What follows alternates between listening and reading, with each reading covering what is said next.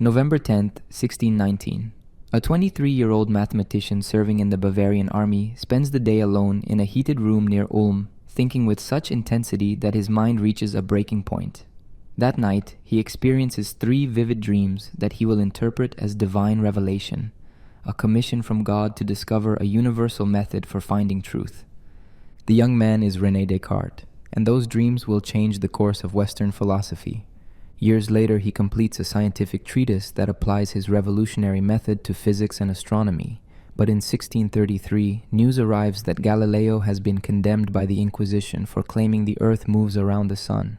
Descartes' own book assumes the same heliocentric truth. He suppresses the manuscript immediately. It will not be published for 14 years. This is the same man who will construct philosophy's most unsettling thought experiment, an all-powerful demon systematically deceiving you about everything. Your body, the world, mathematics itself, all potentially lies implanted by a malicious intelligence. He survives the 30 Years' War, moves between Dutch cities more than a dozen times in 2 decades, keeps his addresses secret from all but closest friends. Theologians accuse him of atheism. University authorities ban his works. He writes carefully, constantly calculating how much truth he can reveal without being destroyed. Then, in 1649, Queen Christina of Sweden, brilliant, 23, relentless, summons him to her court. She demands philosophy lessons at 5 in the morning, 3 times a week, in an unheated palace library during the Swedish winter. Descartes, who has spent his entire adult life rising late and thinking in bed during the quiet morning hours, obeys. 4 months later, in February 1650, he catches a cold. 10 days after that, he is dead. Some historians now suspect poison.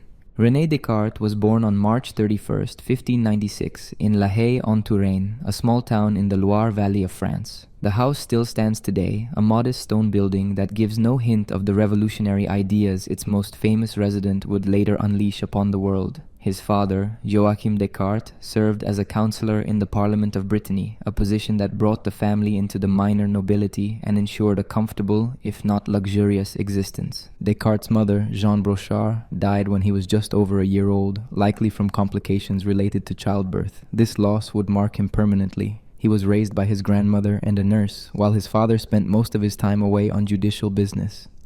The absence of maternal warmth and the distance of his father created a childhood characterized by intellectual curiosity but emotional reserve. Descartes would later describe himself as having inherited a dry cough and pale complexion from his mother, along with what doctors predicted would be a short life. The expectation of early death may have contributed to his urgency in pursuing knowledge. At age 8 or 10, accounts vary, Descartes entered the Jesuit College of La Flèche in Anjou, one of the most prestigious educational institutions in Europe.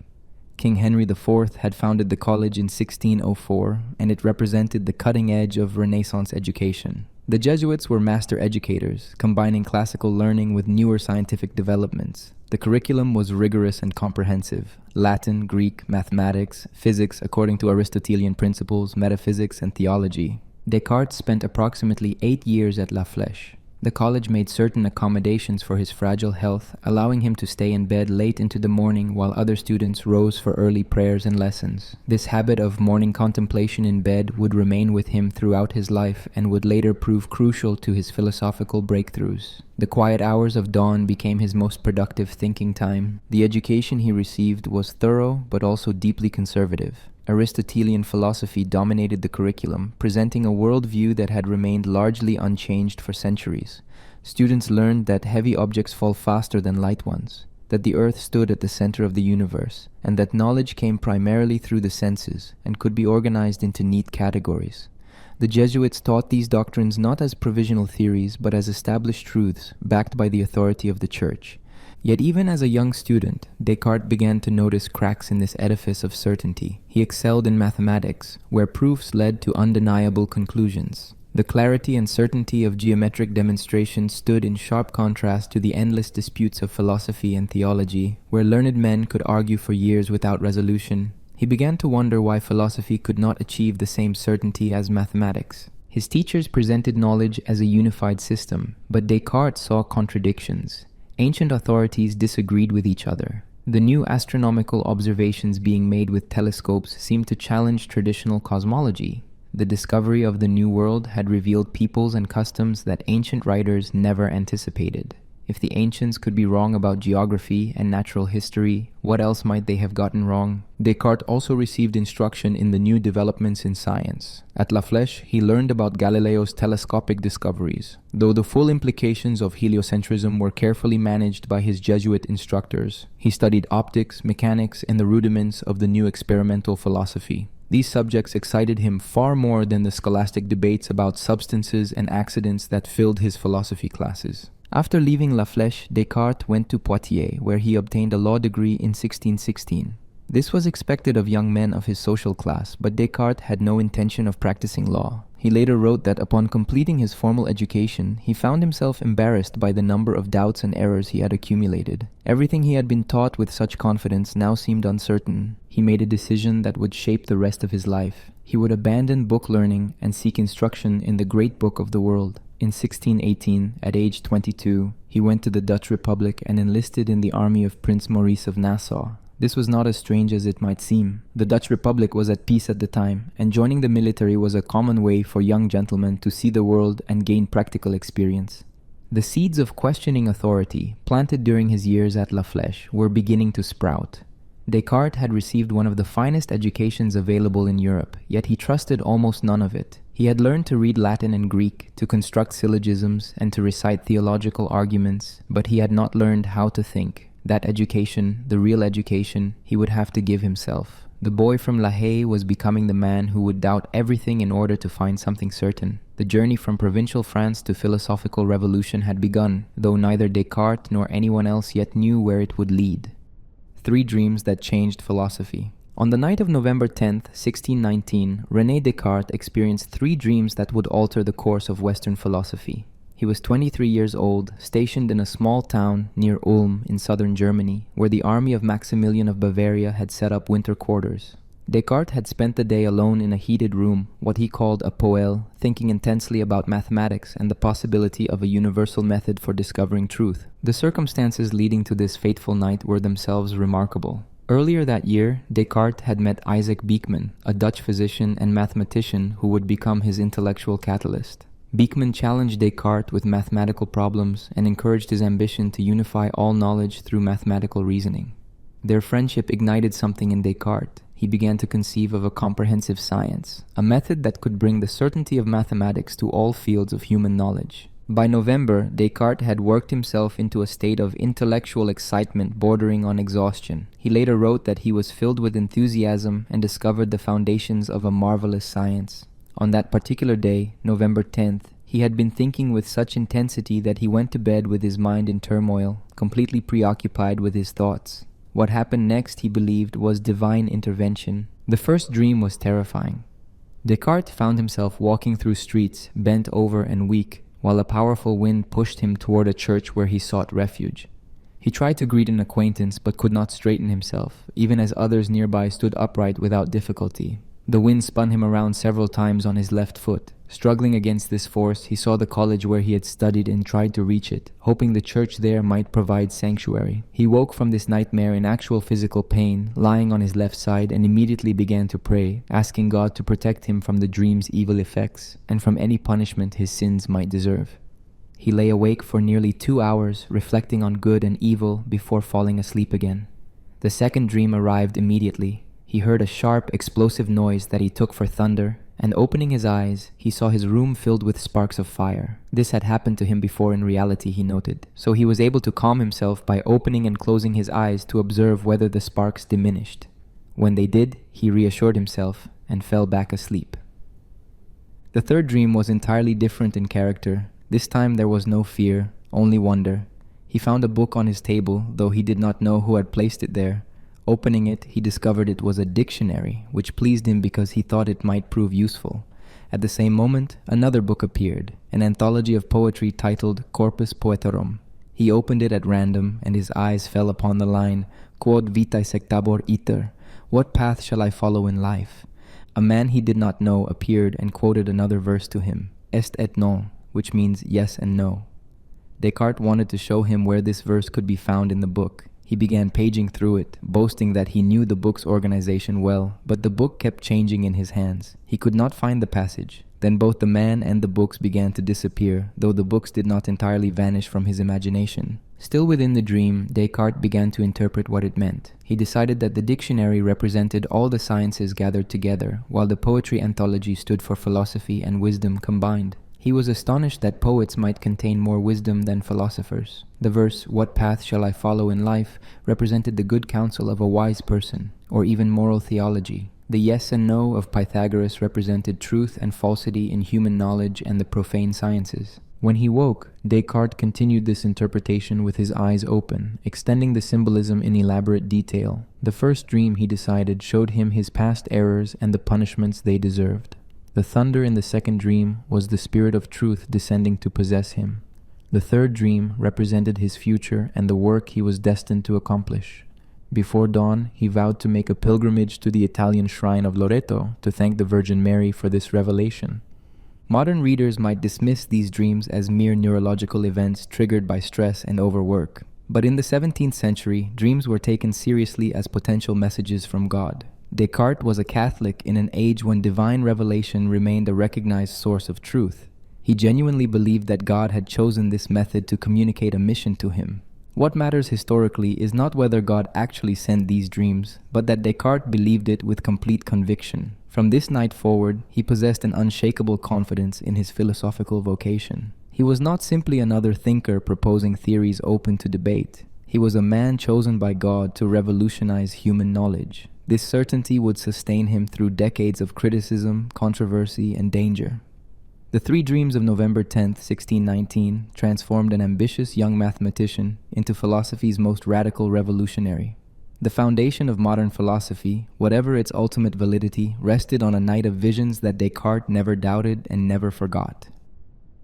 Dangerous ideas in dangerous times. In 1628, René Descartes made a decision that would define the next 2 decades of his life. He moved to the Dutch Republic and would remain there with brief interruptions until 1649. This was no casual relocation. Descartes was fleeing the intellectual suffocation of France and seeking the relative freedom of Protestant Netherlands, where censorship was lighter and new ideas could circulate more easily. The Dutch Republic in the 17th century was unlike anywhere else in Europe. It was a confederation of provinces that had won independence from Catholic Spain through decades of brutal warfare. The resulting nation was predominantly Calvinist, but practiced a degree of religious tolerance remarkable for the time. Catholics, Jews, and various Protestant sects coexisted with relatively little persecution. More importantly for Descartes, the Dutch published books that would never have passed censors in France or Spain. Descartes moved frequently within the Netherlands, changing residences more than a dozen times. He lived in Amsterdam, Leiden, Deventer, Utrecht, and various smaller towns. This restlessness was partly temperamental. He valued solitude and moved when too many people discovered where he lived, but it also reflected a desire to remain inconspicuous. He kept his addresses secret from all but his closest correspondents. He wanted to think freely without constant scrutiny. His caution proved justified in 1633 when news reached him that Galileo Galilei had been condemned by the Roman Inquisition. Galileo's crime was defending the Copernican theory that the Earth moved around the sun rather than standing fixed at the center of the universe. The Inquisition forced the 69-year-old scientist to recant on his knees and placed him under permanent house arrest. The Church banned his books throughout Catholic Europe. Descartes had been preparing to publish his own work, Le Monde, which assumed the truth of Copernican heliocentrism. When he heard of Galileo's condemnation, he immediately suppressed the book. He wrote to his friend Marin Mersenne that he had been so astonished by this news that he almost decided to burn all his papers. He could not imagine submitting his work for approval to any authority that had condemned such an obvious truth. If the Earth's movement around the sun was false, he wrote, then all the foundations of his philosophy were also false. This was more than intellectual cowardice. Descartes had seen what happened to those who challenged religious authority. Giordano Bruno had been burned at the stake in 1600 for his cosmological heresies. Lucilio Vanini had his tongue cut out before being strangled and burned in 1619 for atheism. The philosopher's life was literally at stake when he put controversial ideas into print. Yet Descartes still needed to publish. Keeping his ideas private defeated the entire purpose of his philosophical mission. In 1637, he found a compromise solution. He published the Discourse on Method along with 3 scientific essays on optics, meteorology, and geometry. He wrote these works in French rather than Latin, making them accessible to educated readers beyond the university elite. Crucially, he presented his ideas not as assertions of truth, but as hypotheses, as fables he was proposing for consideration. This rhetorical strategy provided a thin shield against accusations of heresy. Even this careful approach could not protect him from all attacks. His most dangerous enemy emerged in the person of Gisbertus Voetius, a professor of theology at Utrecht and one of the most powerful Reformed ministers in the Netherlands. Voetius was a hardline Calvinist who saw Descartes' philosophy as a threat to religious orthodoxy and his own authority. The conflict began in 1641 when Henricus Regius, a professor of medicine at Utrecht and an enthusiastic follower of Descartes, began teaching Cartesian philosophy in his lectures. Voetius was outraged. He accused Regius and Descartes of atheism, of making God into a deceiver, and of undermining the foundations of religion. In 1642, the Utrecht City Council, under Voetius's influence, officially condemned Cartesian philosophy and forbade its teaching at the university. Descartes fought back, publishing a defense and attempting to rally support from influential friends. The dispute grew increasingly bitter. Voetius published pamphlets attacking Descartes personally, calling him a Jesuit in disguise, a libertine, and an atheist.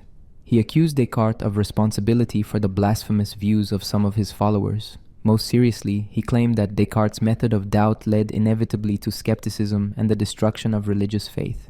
The attacks were not purely intellectual. Voetius had real power in Utrecht, and Descartes genuinely feared for his safety. He considered leaving the Netherlands entirely. He wrote letters pleading with Prince Willem of Orange and other influential figures to intervene on his behalf. At one point, he believed Voetius was trying to have him arrested on false charges. This was the tightrope Descartes walked throughout his mature career. He believed he had discovered truths that could revolutionize human knowledge and benefit all mankind.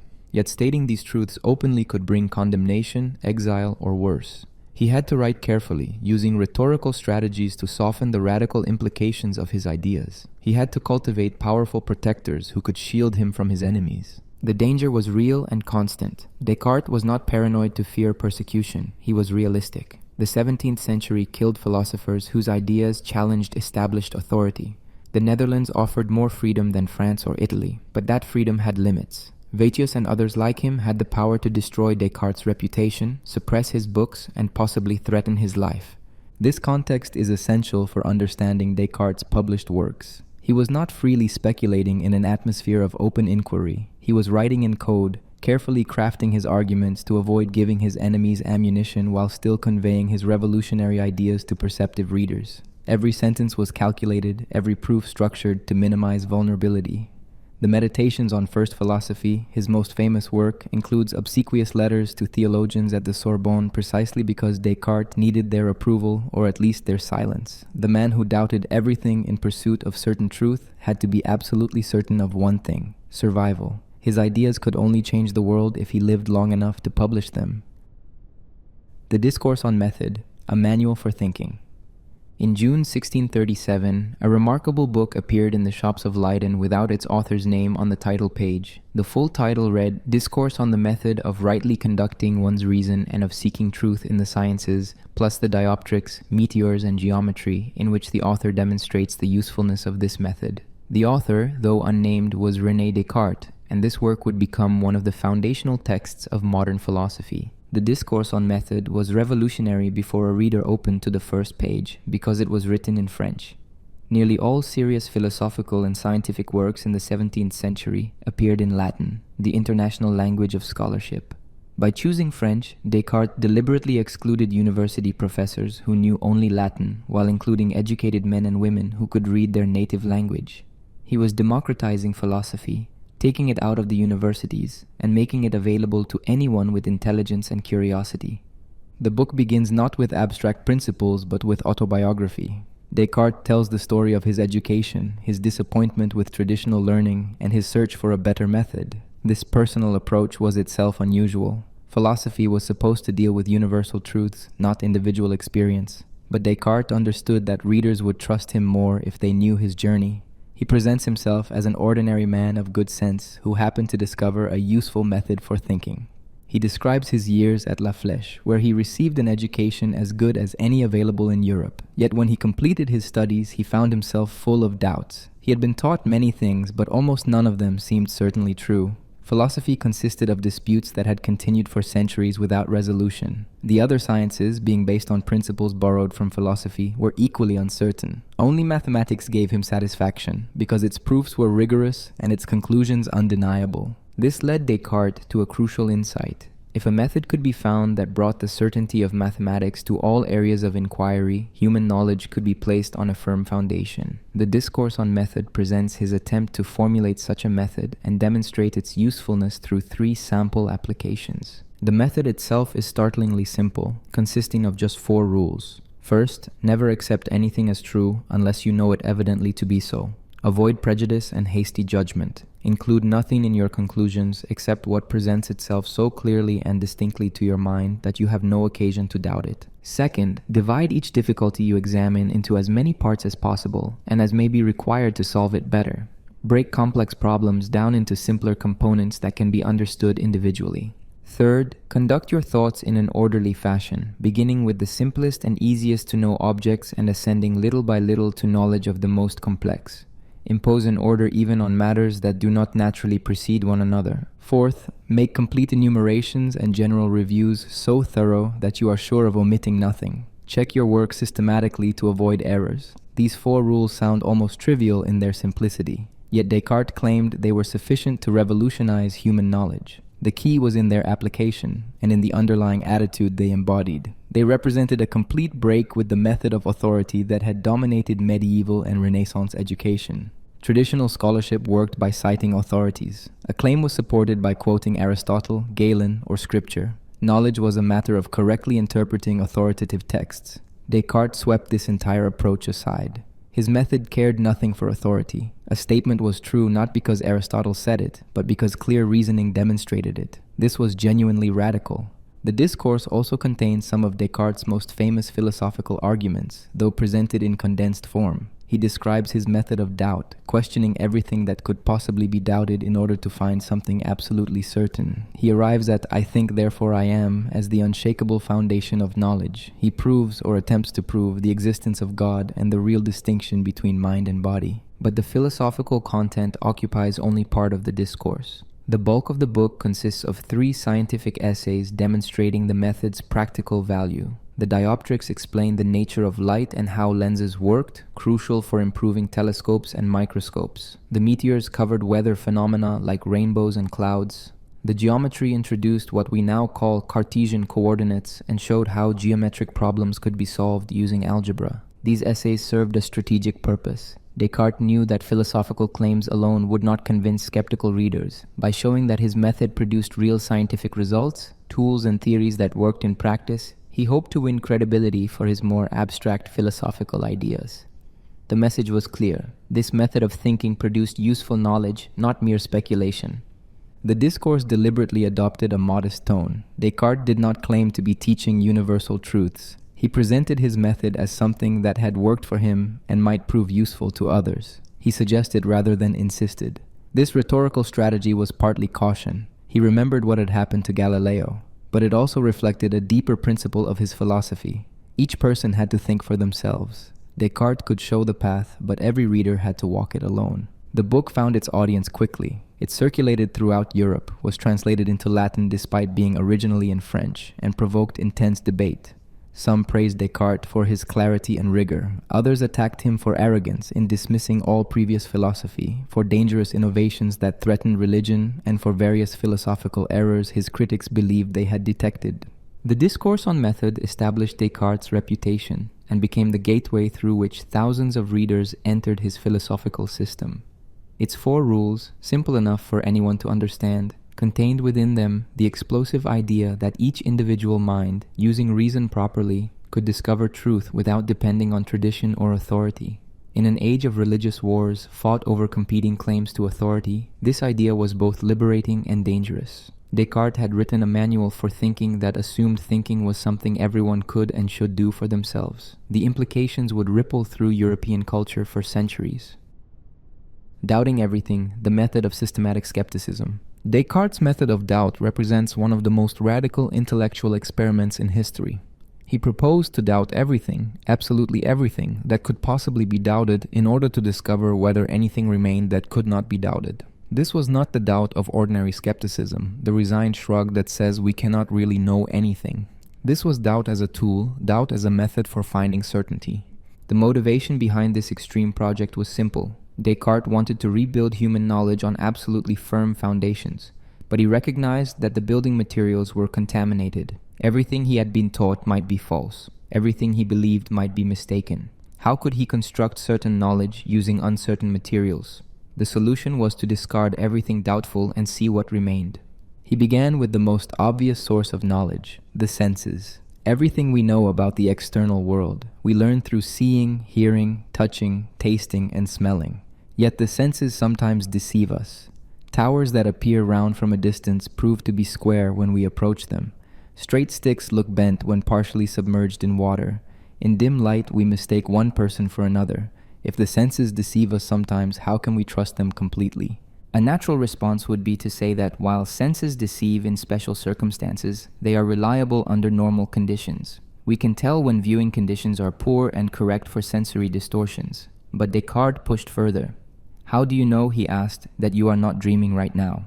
In dreams, we have vivid sensory experiences that seem completely real at the time. We see, hear, and feel things that do not exist. Only upon waking do we realize it was all illusion. The dream argument was not new. Ancient skeptics had raised it, but Descartes deployed it more systematically. If you cannot tell with absolute certainty whether you are awake or dreaming, then you cannot be certain that the world your senses present to you exists. The entire physical world, your body included, might be a dream or illusion. This possibility, however remote it seems, is enough to make all sensory knowledge doubtful. Yet even in dreams, Descartes observed, certain things seem to hold true. Mathematical and logical truths appear valid whether we are awake or asleep.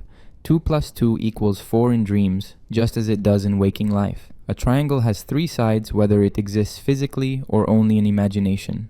Perhaps these abstract truths constitute the unshakable foundation he seeks. To test this possibility, Descartes introduced his most extreme supposition, what scholars now call the evil demon hypothesis. He imagined that instead of the good God who supposedly created him, there exists a supremely powerful and malicious being who dedicates all his efforts to deceiving Descartes. This evil demon has arranged things so that all of Descartes' thoughts, even about the simplest matters, are mistaken. When Descartes adds 2 and 2 and gets 4, the demon makes him believe 4 is the right answer when actually it is not. When he believes a triangle has 3 sides, the demon has deceived him about this too. This hypothesis sounds absurd, and Descartes knew it. He was not seriously suggesting that such a demon exists. The point was to find what could resist even this most extreme form of doubt. If something remained certain, even granted the possibility of an all-powerful deceiver, then that something would be absolutely indubitable, a foundation upon which all other knowledge could be built. Under the evil demon hypothesis, the external world dissolves into uncertainty. Mathematics and logic become doubtful. Even basic logical principles might be tricks the demon plays on the mind. Descartes found himself in a position of radical, comprehensive doubt. Everything he had ever believed could be false. The entire edifice of human knowledge had been demolished. This is where less rigorous thinkers might have stopped, concluding that knowledge is impossible. But Descartes pressed on, looking for what could survive even this ultimate doubt. The evil demon could deceive him about the external world, about mathematics, about logic itself. But for Descartes to be deceived, he must exist. The very fact that he is thinking, even if all his thoughts are false, proves that he exists as a thinking thing. The deceiver cannot make him believe he exists when he does not, because believing itself requires a believer. This insight, which Descartes would formulate as "I think therefore I am," emerged directly from the method of systematic doubt. By doubting everything doubtable, he discovered something indubitable. The method had worked. But before we examine this first certainty, we need to understand what Descartes meant by doubt and why his approach differed from previous skepticism. Ancient skeptics doubted in order to achieve tranquility. They believed that suspending judgment on all matters led to peace of mind. Descartes doubted for the opposite reason. He wanted not tranquility but truth, not suspension of judgment but certain knowledge. His doubt was temporary and instrumental, a tool to be used and then discarded. Moreover, Descartes distinguished between practical and philosophical doubt. In everyday life, he continued to trust his senses and follow common sense. He did not walk off cliffs because he doubted whether they were really there. The methodological doubt operated only within philosophy, within the special project of finding absolutely certain foundations for knowledge. This distinction was crucial because it meant Descartes was not proposing that people should doubt everything in practice, which would make life impossible. Critics have questioned whether Descartes' doubt was as radical as he claimed. If he used logical reasoning to doubt everything, was he not implicitly trusting logic even while claiming to doubt it? If he formulated his doubts in language, was he not trusting that words had meanings? These are serious objections, and later philosophers would exploit them. But Descartes believed he had found a way to doubt comprehensively while still using thought itself as a tool. The method of systematic skepticism accomplished several things simultaneously. It cleared away all prejudices and preconceptions that might distort his search for truth. It established a rigorous standard for knowledge, accepting as true only what could resist the most extreme doubt. It led to the discovery of an indubitable first truth. And perhaps most importantly, it demonstrated that one individual mind, using reason alone, could challenge all received opinion and rebuild knowledge from scratch. This was philosophy as demolition and reconstruction. Descartes tore down the entire structure of traditional learning, not out of spite, but to see what could be built on firmer ground. The method of doubt was his wrecking ball, and he swung it without mercy. The question that remained was whether he could rebuild something worthy on the rubble. The evil demon, philosophy's greatest thought experiment. The evil demon, or deceiving God as Descartes sometimes called it, stands as one of the most powerful thought experiments in philosophy. Its purpose was to provide an absolutely comprehensive ground for doubt, a scenario so extreme that if anything could survive it, that thing would be truly indubitable. To understand why Descartes needed such a radical hypothesis, we must recognize what ordinary grounds for doubt could not accomplish. The senses deceive sometimes, but not always. Dreams feel real while we experience them, but we wake up and recognize they were illusions. These grounds for doubt affect particular beliefs or categories of beliefs, but they leave room for the possibility that careful reasoning or favorable circumstances might yield certainty. Descartes needed something stronger, a form of doubt that would affect all possible beliefs simultaneously. The evil demon hypothesis provided exactly this.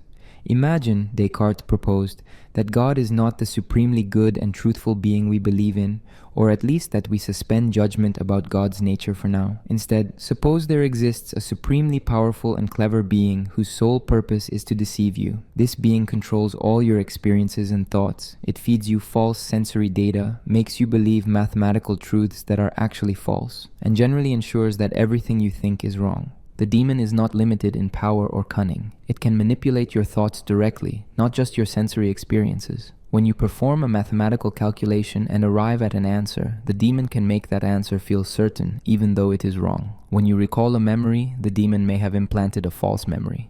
When you reason logically from premises to conclusion, the demon arranges things so that your logic leads you astray. Under this hypothesis, the external world as you perceive it does not exist. The demon has created all your sensory experiences of earth, sky, colors, shapes, sounds. Your body itself does not exist, or if it does, it is not as you perceive it. The demon feeds you false information about having hands, arms, legs. You might be a disembodied mind, or your body might be completely different from what you believe. But the demon's deception goes deeper than sensory illusion. Mathematical truths, which seem to hold even in dreams, become doubtful under the evil demon hypothesis. When you add 2 and 2 and get 4, this might be the demon's trickery. The demon has so constituted your mind that you cannot help but believe 2 plus 2 equals 4, but the real sum is something else entirely. Every axiom of mathematics and geometry that seems self-evident might be the demon's deception. Logical truths themselves become questionable. The principle of non-contradiction, the rule that something cannot both be and not be at the same time in the same respect, might be another trick. Perhaps contradictions can be true, and the demon simply prevents you from seeing this. The basic laws of logic that govern all reasoning could be sophisticated illusions the demon has programmed into your mind. This thought experiment was not meant to reflect what Descartes actually believed about the world. He was not seriously proposing that such a demon exists. In fact, he would later argue that God's goodness guarantees such a deceiver does not exist. The demon was a philosophical tool, a way of testing beliefs to their absolute limit. If a belief could survive even the assumption of an all-powerful deceiver, then that belief was genuinely indubitable. The evil demon also served a theological purpose. Many of Descartes' contemporaries believed that God could do anything, including make logical contradictions true if he chose. If God is absolutely omnipotent, why could he not make 2 + 2 = 5? By framing his doubt in terms of a potentially deceptive being, Descartes was addressing this theological puzzle while avoiding direct claims about God's nature that might anger religious authorities. The hypothesis revealed something crucial about knowledge and certainty. For a belief to be certain, it must be impossible for it to be false. Merely being very likely to be true is not enough. Merely being supported by all available evidence is not enough. Certainty requires that there be no possible scenario, however far-fetched, in which the belief could be mistaken. The evil demon scenario provided just such an extreme test. Modern readers sometimes ask whether this thought experiment is really necessary. Could Descartes not have found certainty through less extreme forms of doubt? The answer is that he wanted absolute certainty, and anything less than the most radical doubt would leave open the possibility that his foundation might still be shaky. He was building an edifice that had to last forever and support all human knowledge. It needed the firmest possible base. The evil demon also highlights a fundamental assumption of Descartes' philosophy, that knowledge requires certainty, and certainty means the impossibility of error. This assumption, which seems obvious within his system, has been questioned by later philosophers. Perhaps knowledge does not require absolute certainty. Perhaps justified true belief, even if not immune to all conceivable doubt, is sufficient for knowledge. But these alternatives were not available to Descartes, or at least they did not satisfy his intellectual ambitions. The thought experiment creates a kind of epistemological solipsism, at least temporarily. If the demon is deceiving you about everything, then you are alone with your thoughts, cut off from any reliable knowledge of external reality. All you have are the contents of your mind, which may or may not correspond to anything real outside them. Escaping from this solipsistic prison becomes the major challenge of Descartes' philosophy. The evil demon represents the ultimate expression of doubt as a method. Descartes could have simply declared that everything was doubtful and moved on. Instead, he gave his doubt a vivid, almost mythological form. The demon has personality and intention, making the hypothesis concrete rather than abstract. This literary quality helped readers understand and engage with the thought experiment. Yet the demon also created problems for Descartes' system. If such a deceiver is possible, how can Descartes ever be sure he has escaped its deceptions? Even if he finds something that seems certain, might this not be the demon's most subtle trick? This worry haunts the meditations and leads to the accusation of circular reasoning in Descartes' proofs of God's existence. The evil demon, introduced as a tool for finding certainty, threatens to make certainty impossible. The hypothesis has had remarkable staying power in philosophy. It anticipates modern skeptical scenarios like brain-in-a-vat thought experiments and simulated reality theories. The Matrix films brought a version of the evil demon to popular culture, where machines trap human minds in a simulated world while using their bodies as batteries. The basic question remains, if all your experiences could be systematic illusions, how do you know they are not? Descartes believed he had an answer, and that answer began with the one thing even the demon cannot make false, the existence of the thinking self that is potentially being deceived.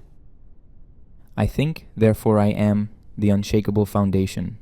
From the depths of radical doubt, Descartes discovered his first certainty. Even if an evil demon deceives him about everything, even if all his thoughts are false and all his perceptions illusory, one fact remains indisputable. He exists.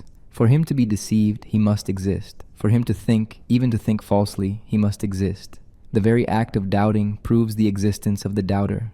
Descartes expressed this insight in Latin as cogito ergo sum, usually translated as I think, therefore I am. This statement would become the most famous proposition in Western philosophy, cited by everyone from professional philosophers to undergraduate students to characters in novels. Yet its apparent simplicity conceals profound complexity and has generated centuries of debate about what it means and whether it actually succeeds. The cogito, as philosophers call it, is not presented as a syllogism or formal argument. Descartes is not saying, all thinking things exist, I am a thinking thing, therefore I exist. Such reasoning would be circular because it assumes the conclusion in the premises. Rather, the cogito is an intuition, a direct insight that occurs whenever we attend to our own thinking. In the very moment of thinking, we immediately and indubitably recognize that we exist. This recognition does not depend on any prior principles or definitions. It does not require accepting rules of logic that might themselves be doubtful. It is self-evident in a unique way. Descartes claimed that even the evil demon cannot make him believe he exists when he does not. The demon can deceive him about what he is, about whether he has a body, about whether the external world exists, about mathematical truths. But the sheer fact of existence escapes the demon's power. The cogito works through a kind of performative contradiction. Try to doubt that you exist. In doubting you think. In thinking you exist. The doubt refutes itself. This is why Descartes describes it not as a conclusion derived from reasoning, but as something perceived clearly and distinctly by the mind. It has the same immediacy as seeing that 2 + 2 = 4, except even more fundamental. But what exactly is this I whose existence has been proven? Descartes proceeds carefully. He cannot yet assume this I is a human being, since he has not yet proven that bodies exist. He cannot assume it is male or female, French or Dutch, young or old. All such characteristics belong to the body or to social existence, both of which remain doubtful. What he can say with certainty is that he is a thing that thinks. What is a thinking thing? Descartes provides a list. A thing that doubts, understands, affirms, denies, wills, refuses, imagines, and senses. All these are modes of thought. Even sensing, which seems to depend on bodily organs, can be considered as a mode of thought when we set aside the question of whether external objects actually cause sensations. When I seem to see light or hear sound, something is happening in my mind, regardless of whether light and sound objectively exist outside me. This discovery of the self as fundamentally a thinking thing was revolutionary. Previous philosophers had defined human beings as rational animals. This definition assumed the body, the animal nature, and made rationality merely a distinguishing characteristic added to animality. Descartes reversed the priority. The mind, the thinking thing, is what we know first and most certainly. The body, if it exists, will have to be proven later. The cogito establishes existence, but not duration. It proves that I exist in the moment I think it, but does it prove I continue to exist from one moment to the next? Descartes would address this through his doctrine of continuous creation, the idea that God must constantly sustain things in existence. But at this stage, strictly speaking, the cogito only guarantees existence in the present instant of thought. Critics have attacked the cogito from numerous angles. Some argue it assumes too much. When Descartes says, I think, is he not already assuming the existence of an I distinct from the thinking? Perhaps there are thoughts, but no thinker behind them. Perhaps thinking happens without requiring a substantial self. Buddhist philosophers had made such arguments centuries before Descartes, claiming that the self is an illusion and only momentary mental states exist. Others question whether the cogito actually proves what Descartes claims. Does it prove that I exist as a substance, a thing that endures through time? Or does it merely prove that thinking exists, without establishing that there is an I who does the thinking? The statement might better be rendered as there is thinking rather than I think. The philosopher Georg Lichtenberg argued in the 18th century that Descartes should have said only it thinks or there is thinking, comparable to it rains or there is lightning. The claim to a substantial self goes beyond what the immediate experience of thinking reveals. We experience thoughts, but do we experience a thinker as something separate from and underlying those thoughts?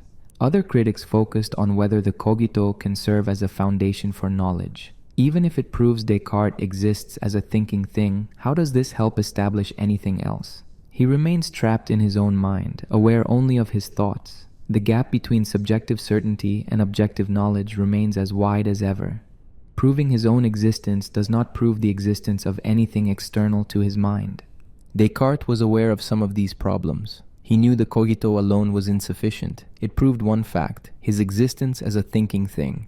To rebuild knowledge, he needed to prove much more, that God exists, that God is not a deceiver, that the external world exists, that mathematics is reliable. The cogito was just the first step, but it was the essential first step. Without it, he had nothing. The statement, I think, therefore I am, also raises questions about its logical form. The word therefore suggests inference, yet Descartes insisted it was not an argument but an intuition. Some scholars suggest the therefore should be understood not as marking logical inference, but as indicating an inseparable connection. I think, and in that very thinking, I am. The two are given together, not derived one from the other. The cogito had immediate cultural impact beyond philosophy. It epitomized the turn to the subject, the idea that knowledge begins with the individual mind rather than with external authority or tradition. Each person had to discover truth for themselves through their own thinking. This individualism would profoundly influence European culture, contributing to movements emphasizing personal conscience, individual rights, and subjective experience. The statement also encapsulated Descartes' rationalism. Knowledge comes through reason, through thinking clearly and attending to what the mind perceives distinctly. The senses are secondary and unreliable. Pure thought, carried out methodically, accesses truth more reliably than sensory experience. This elevation of reason over sensation would define rationalist philosophy for the next century, yet the cogito's apparent simplicity made it vulnerable to parody. How can 3 words resolve problems that had puzzled philosophers for millennia? Does Descartes really expect us to believe that by doubting everything and then noticing that we exist, we have found unshakable truth? The phrase became so famous that it was repeated by people who had never read Descartes and had only the vaguest idea what it meant. Despite all criticisms, the cogito achieved what Descartes intended. It provided an absolutely certain starting point. Even those philosophers who reject his entire system usually admit that the cogito has genuine force. Something about it resists refutation. When we try to doubt our own existence, we find ourselves caught in performative contradiction. The attempt to deny it confirms it. This first truth, discovered in the wreckage of comprehensive doubt, gave Descartes the foothold he needed. He existed as a thinking thing. From this foundation, he would attempt to reconstruct the entire edifice of human knowledge. Whether he succeeded remains disputed, but the attempt itself changed philosophy forever. The cogito demonstrated that one person, using reason alone, could challenge all tradition and start from scratch. The unshakable foundation had been laid. Now the real work of building could begin. Meditations on First Philosophy. 6 meditations that rebuilt knowledge. In 1641, René Descartes published his philosophical masterpiece, Meditaciones de Prima Filosofia, or Meditations on First Philosophy. Unlike the Discourse on Method, which was written in French for a general audience, the Meditations appeared in Latin, the language of scholars. Descartes intended this work for serious philosophers and theologians, and he structured it with extraordinary care. The full title reveals his ambitions: Meditations on First Philosophy, in which the existence of God and the immortality of the soul are demonstrated. This was not merely a philosophical treatise, but an attempt to prove the central doctrines of Christian theology using pure reason. Descartes submitted the work to theologians at the Sorbonne in Paris with an obsequious dedicatory letter, hoping to gain their approval and protect himself from accusations of heresy. The work consists of 6 meditations, each meant to be read and contemplated over the course of a single day. This structure was deliberate. Descartes was not simply presenting arguments. He was inviting readers to undertake a spiritual and intellectual journey alongside him. Each meditation builds on the previous one, and the reader is supposed to experience the doubts, discoveries, and proofs in sequence, not jumping ahead. The first meditation introduces the method of doubt with full force. Descartes resolves to demolish all his former opinions and start completely fresh. He questions the reliability of the senses, introduces the dream argument, and finally presents the evil demon hypothesis. By the end of this first day's meditation, he has reduced himself to a state of complete uncertainty. Everything he thought he knew has been called into doubt. The meditation ends in this state of radical skepticism, with Descartes deliberately keeping his mind focused on these doubts so they sink in deeply. The second meditation brings the dramatic discovery of the cogito. From the abyss of doubt emerges the first certainty: I exist as a thinking thing. Descartes explores what this means, examining the nature of the mind and discovering that he knows his own mind more clearly and certainly than he knows any material thing. This meditation also contains the famous wax argument, which we will examine separately, demonstrating that our knowledge of physical objects comes through the intellect rather than the senses. The third meditation turns to proving God's existence. This is the crucial step in Descartes' system. Without God, he remains trapped in solipsism, unable to trust anything beyond his own existence. He examines his ideas, distinguishing between those that seem to come from outside himself and those he creates internally. Among his ideas, he finds the idea of God, an infinite and perfect being. Descartes argues that he, a finite and imperfect being, could not have created this idea himself. It must have been placed in him by an actually infinite and perfect being, namely God. The fourth meditation addresses the problem of error. If God exists and is perfect, why do we make mistakes? Why does God allow us to be deceived? Descartes argues that error arises not from God, but from the misuse of our free will. We have both understanding and will. Understanding is limited. We do not comprehend everything. Will is unlimited. We can affirm or deny anything. Error occurs when we use our will to affirm things we do not clearly understand. God gave us the tools for finding truth, but we misuse them. The fifth meditation presents another proof of God's existence, this time based on the idea that existence is part of God's essence, just as having three sides is part of the essence of a triangle. Descartes argues that we can no more conceive of God without existence than we can conceive of a triangle without three sides. This ontological argument had been formulated by earlier philosophers, notably Anselm, but Descartes gave it new life. The sixth and final meditation proves the existence of material things and establishes the real distinction between mind and body. Descartes argues that since he clearly and distinctly conceives of himself as a thinking, non-extended thing, and since he clearly and distinctly conceives of body as an extended, non-thinking thing, mind and body must be really distinct substances. God, who is not a deceiver, guarantees that what we clearly and distinctly perceive is true. Therefore, the external material world exists, though it may not be exactly as our senses represent it. The meditations were published with 6 sets of objections from prominent philosophers and theologians, along with Descartes' replies. This was a brilliant strategic move. By including the objections and his responses, Descartes demonstrated his willingness to engage critics and showed that his arguments could withstand scrutiny. The objectors included Thomas Hobbes, Antoine Arnauld, and Pierre Gassendi, all major intellectual figures. Their criticisms ranged from technical philosophical points to concerns about religious orthodoxy. Hobbes objected that Descartes had not proven the existence of a substantial self, only that thinking occurs. Arnauld raised what became known as the Cartesian circle problem. Descartes uses God to prove that clear and distinct ideas are reliable, but uses clear and distinct ideas to prove God exists. Gassendi argued that the cogito proves less than Descartes' claims and that the proofs of God are faulty. Descartes replied to each set of objections, sometimes with patience and careful explanation, sometimes with barely concealed irritation. His replies are philosophically important because they clarify ambiguities in the original meditations and address difficulties he had not fully considered in the main text. The objections and replies turn the meditations into a dialogue, showing philosophy as a collaborative enterprise even when philosophers disagree. The structure of the 6 meditations traces a complete philosophical journey. The first meditation represents descent into doubt and darkness. The second begins the ascent with the discovery of the self. The third and fifth reach upward to God. The fourth addresses a practical problem raised by God's existence. The sixth returns to the material world, now understood on a firm foundation. The whole work mirrors the structure of spiritual exercises, particularly the spiritual exercises of Ignatius Loyola, founder of the Jesuits who had educated Descartes. This spiritual dimension was intentional. Descartes believed philosophy was not merely an intellectual exercise, but a transformation of the whole person. By working through the meditations, readers would not just learn philosophical doctrines, but would experience the discovery of truth for themselves. The famous arguments, the cogito and the proofs of God, emerged not as abstract theorems, but as living insights gained through meditation.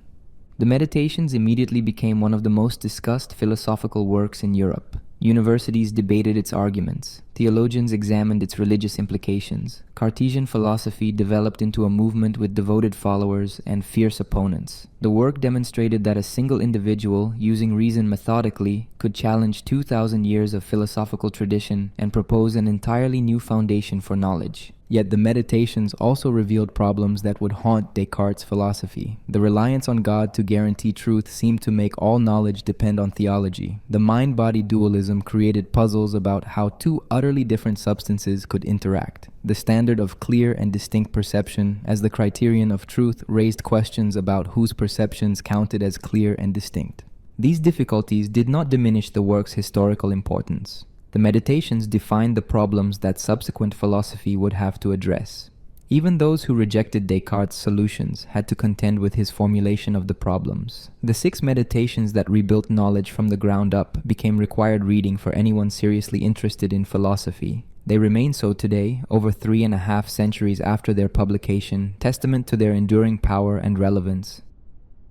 The wax argument, how we know physical reality. In the second meditation, immediately after establishing his existence as a thinking thing, Descartes presents a striking example, a piece of wax fresh from the honeycomb.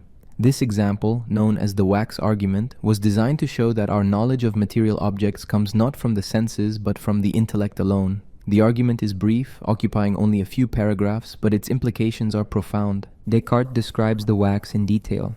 It has just been taken from the hive. It retains the taste of honey, the scent of flowers. It has a particular color, shape, and size. It is hard and cold. If you strike it, it makes a sound. All these qualities are delivered to us through the senses. We see its color and shape, feel its hardness and coldness, taste the honey, smell the flowers, hear the sound when struck. Now, Descartes says, bring the wax close to the fire. Watch what happens. The taste and smell vanish. The color changes. The shape is destroyed. The size increases. The wax becomes liquid and hot. If you strike it, it no longer makes the same sound. Every single sensory quality has changed or disappeared. Yet we say it is the same wax. This is the puzzle. If everything our senses told us about the wax has changed, why do we believe the same piece of wax remains? What is the wax if not its sensory qualities? None of the original sensory properties survive, yet we are certain we are dealing with the same substance. Our judgment that it remains the same wax cannot come from the senses, which present us with something completely different. The answer, Descartes argues, is that we perceive the wax not with our senses but with our mind. What we know about the wax is not its particular sensory qualities, which constantly change, but something more abstract, that it is an extended, flexible, and changeable thing. We understand through our intellect that the wax is the kind of substance that can take on various shapes, sizes, and other sensory qualities while remaining the same underlying substance. This knowledge cannot come from imagination either. We can imagine the wax taking some particular shapes, but we cannot imagine all the infinite shapes it might take as it melts and spreads. Yet we understand that it is capable of infinite shapes. This understanding exceeds the capacity of imagination and must therefore be a purely intellectual grasp of the wax's nature.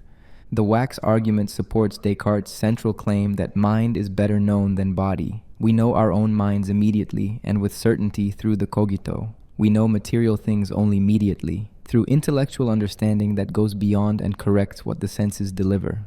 The mind that does the knowing is more evident to itself than the matter it knows. The argument also demonstrates what Descartes meant by clear and distinct perception. We clearly and distinctly perceive that the wax is an extended substance capable of various shapes and sizes. This perception is intellectual, not sensory. The senses give us confused and obscure perceptions that mix together subjective sensations with objective properties. The intellect clarifies this confusion and grasps the true nature of material substance. Critics have questioned whether the wax argument succeeds. Does it really prove that we know the wax through pure intellect? When we say the same wax remains after melting, are we not relying on sensory observation of continuity? We watched one piece of wax melt. We did not look away and then return to find different wax. Our judgment of identity depends on having observed the transformation through our senses. Moreover, the concept of extension that Descartes claims we grasp intellectually arguably comes from sensory experience in the first place. We learn what extension means by seeing and touching extended things. To claim that we then grasp extension through pure intellect may be reversing the actual order of knowledge. Empiricist philosophers like John Locke would make exactly this criticism. Another difficulty concerns what exactly remains the same. Descartes says the wax remains the same substance, but he has already acknowledged that all its sensory qualities change. If substance is defined as that which underlies qualities, then we never actually perceive substance itself, only qualities. How then can we claim to know substance exists? This problem would trouble later philosophers and lead some to skepticism about the very concept of substance. The wax argument also raises questions about the nature of matter. If the true nature of wax is simply that it is extended and changeable, what distinguishes wax from any other material substance? They all share the properties of extension and changeability. Descartes would develop this into his theory that all matter is fundamentally the same, distinguished only by size, shape, and motion of particles. But this seems counterintuitive. Surely wax and iron are different in nature, not just in their current configuration. Despite these criticisms, the wax argument makes a compelling point about the role of intellect in perception. Our sensory organs deliver raw data, colors, textures, temperatures, sounds. But perceiving an object as an object, recognizing that disparate sensations belong to a single thing, and judging that the same thing persists through changes all involve intellectual operations that go beyond mere sensation. The mind actively organizes and interprets sensory input. This insight anticipated later developments in psychology and philosophy of mind. Immanuel Kant would argue that the mind imposes categories and forms of intuition on sensory data, making experience possible. Gestalt psychologists would demonstrate that we perceive organized wholes, not just scattered sensations. Cognitive science recognizes that perception is an active process of hypothesis testing and inference, not passive reception of data. The wax example also illustrates Descartes' literary skill. He could have made his point abstractly, simply stating that we know matter through intellect rather than sense. Instead, he chose a concrete example that readers could easily visualize and even replicate. The image of wax melting by the fire makes the philosophical point vivid and memorable. This rhetorical effectiveness helps explain why the wax argument remains one of the most famous passages in the Meditations. The argument fits into Descartes' larger project of showing that the intellect, properly used, can attain certain truth about reality. The senses are unreliable guides. They show us how things affect our sensory organs, not how things are in themselves. To know reality, we must turn inward to the mind's clear and distinct ideas, and use pure intellect to grasp the essential natures of things. This elevation of intellect over sense has enormous implications. It means that science should not simply collect observations, but should seek mathematical descriptions of physical reality. It means that true knowledge requires moving beyond appearances to underlying essences. It means that the uneducated person's common sense grasp of the world is fundamentally confused and needs correction by philosophy. The wax argument concludes with a remarkable claim. Even in this simple act of perceiving wax, I am actually perceiving my own mind more clearly than I perceive the wax. Every act of perception reveals the thinking subject doing the perceiving. I cannot perceive without being aware of myself as the one who perceives. Thus, the investigation of material reality circles back to the primacy of the mind. Knowledge of the external world depends on and presupposes knowledge of the thinking self. The piece of wax, melting by the fire, becomes a vehicle for the mind's knowledge of itself. The Great Divide, Descartes' mind-body dualism. Descartes' most influential and controversial philosophical doctrine is substance dualism, the claim that mind and body are two fundamentally different kinds of things. This theory, developed most fully in the Sixth Meditation and in the Passions of the Soul, would shape philosophical and scientific thinking for centuries and remains hotly debated today. Descartes defined substance as that which requires nothing else in order to exist. Strictly speaking, only God is truly a substance by this definition, since everything else depends on God for its existence. But Descartes also used the term more loosely to designate things that require only God's support, not the support of any other created thing. In this sense, there are two fundamental types of created substance: thinking substance and extended substance. The essence of mind is thought. A mind is defined as a thing that thinks, that doubts, understands, affirms, denies, wills, imagines, and senses. Thinking requires no physical extension. A mind has no size, no shape, no location in space. It cannot be divided into parts. It is essentially simple and unified. All its various thoughts and experiences belong to a single indivisible consciousness. The essence of body is extension. A physical object is defined by having length, breadth, and depth. It occupies space. It can be divided into smaller parts indefinitely. It has shape and size. It can move from one place to another. But body as such does not think. Extension itself is inert and mindless. Matter arranged in any configuration whatever, no matter how complex, remains mere matter unless joined to a thinking substance. This fundamental difference in essence means that mind and body are really distinct. Each can exist without the other. God could create a mind without creating a body for it to inhabit. God could create a material universe with no minds in it. The fact that in human beings, minds and bodies are joined together does not mean they are the same thing, or that one depends on the other for its existence. Descartes offered several arguments for this real distinction. The argument from clear and distinct perception claims that since he can clearly and distinctly conceive of himself as a thinking, non-extended thing, and can clearly and distinctly conceive of body as an extended, non-thinking thing, and since God can create anything he clearly and distinctly conceives, mind and body must be really distinct substances that God could separate. The argument from doubt proceeds differently. Descartes can doubt whether he has a body, but he cannot doubt that he exists as a thinking thing.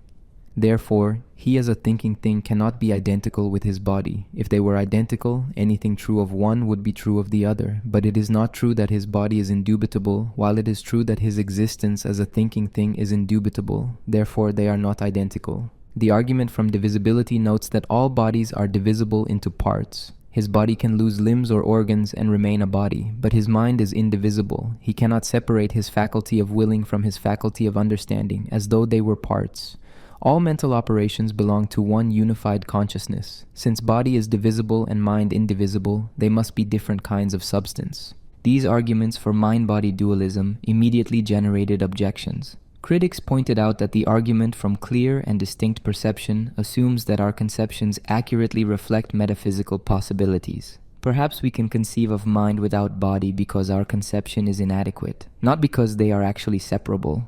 The argument from doubt commits a logical fallacy. From I can doubt X and I cannot doubt Y, it does not follow that X and Y are different. I can doubt that the morning star exists while not doubting that the evening star exists, but the morning star and the evening star are the same object, namely Venus. What I can doubt depends on what I know, not on what actually is. The argument from divisibility also faces problems. Is the mind really indivisible? We speak of parts of the mind: memory, imagination, will, intellect. Mental illnesses can dissociate these faculties. Multiple personality disorder suggests that consciousness itself might be divided. Perhaps the unity of consciousness is not metaphysical indivisibility, but just a feature of normal mental functioning. Beyond the arguments, the very idea of two fundamentally different substances raised deep puzzles. If mind and body are completely different in essence, sharing no properties, how can they interact? Yet they obviously do interact. When I decide to raise my arm, a mental event, my willing, causes a physical event, my arm rising. When something strikes my body, a physical event, it causes a mental event, the sensation of pain. Mind and body constantly influence each other. This interaction problem would plague Cartesian philosophy and ultimately lead many of Descartes' followers to abandon his dualism. If mind is non-extended and body is extended, they have no point of contact. How can something without location in space move something that exists in space? How can impact on a material object produce an experience in a non-material mind? Descartes was aware of this difficulty but never solved it satisfactorily. He insisted that mind and body are really distinct, yet somehow substantially united in human beings. This union is a primitive notion that cannot be explained in terms of anything more basic. We know through experience that mind and body interact, even if we cannot fully understand how. The dualism also raised theological questions. If the mind is a completely different substance from the body, what happens to the mind when the body dies? Descartes saw this as supporting Christian doctrine of the immortality of the soul. The mind, being distinct from the body, could survive bodily death. God could preserve the thinking substance even after the extended substance decays. However, this was not a proof of immortality in the strict sense. It showed only that the mind could survive death, not that it necessarily does. God could choose to annihilate minds when bodies die. Descartes acknowledged that only divine revelation, not philosophical argument, could establish with certainty that souls are immortal. The mind-body dualism had profound implications for science. If the physical world consists entirely of extended substance governed by mechanical laws, then physics could proceed without reference to purposes, souls, or mental properties. Nature was just matter in motion, operating according to mathematical principles. This mechanistic conception of nature was Descartes' most important contribution to the scientific revolution. At the same time, by separating mind from matter, Descartes protected the mind from scientific reduction. Consciousness, thought, and free will belonged to a different realm than physics. This allowed religious and moral concerns to coexist with mechanistic science. The cost was making it mysterious how mind and matter ever connect. Later philosophers would propose various solutions to the problems of Cartesian dualism. Occasionalists like Malebranche argued that God causes mental and physical events to correlate without the two substances actually interacting. Leibniz proposed pre-established harmony, with God setting up mind and body like two synchronized clocks that run in parallel without influencing each other. Spinoza denied that mind and body are different substances, claiming they are two aspects of one underlying reality. Others rejected dualism entirely. Materialists argued that mind is nothing but matter arranged in certain ways. Idealists argued that matter is nothing but ideas in minds. But all these positions developed in response to problems Descartes had raised. His dualism defined the terms of debate. The mind-body problem remains live in contemporary philosophy of mind and neuroscience. How does consciousness arise from brain activity? Are mental states identical with brain states, or do they have distinct properties? Can artificial intelligence be truly conscious? These questions inherit the framework Descartes established, even when contemporary thinkers reject his answers. The great divide between mind and body that Descartes carved into Western thought continues to structure how we think about ourselves and our place in nature. The pineal gland, where soul meets flesh.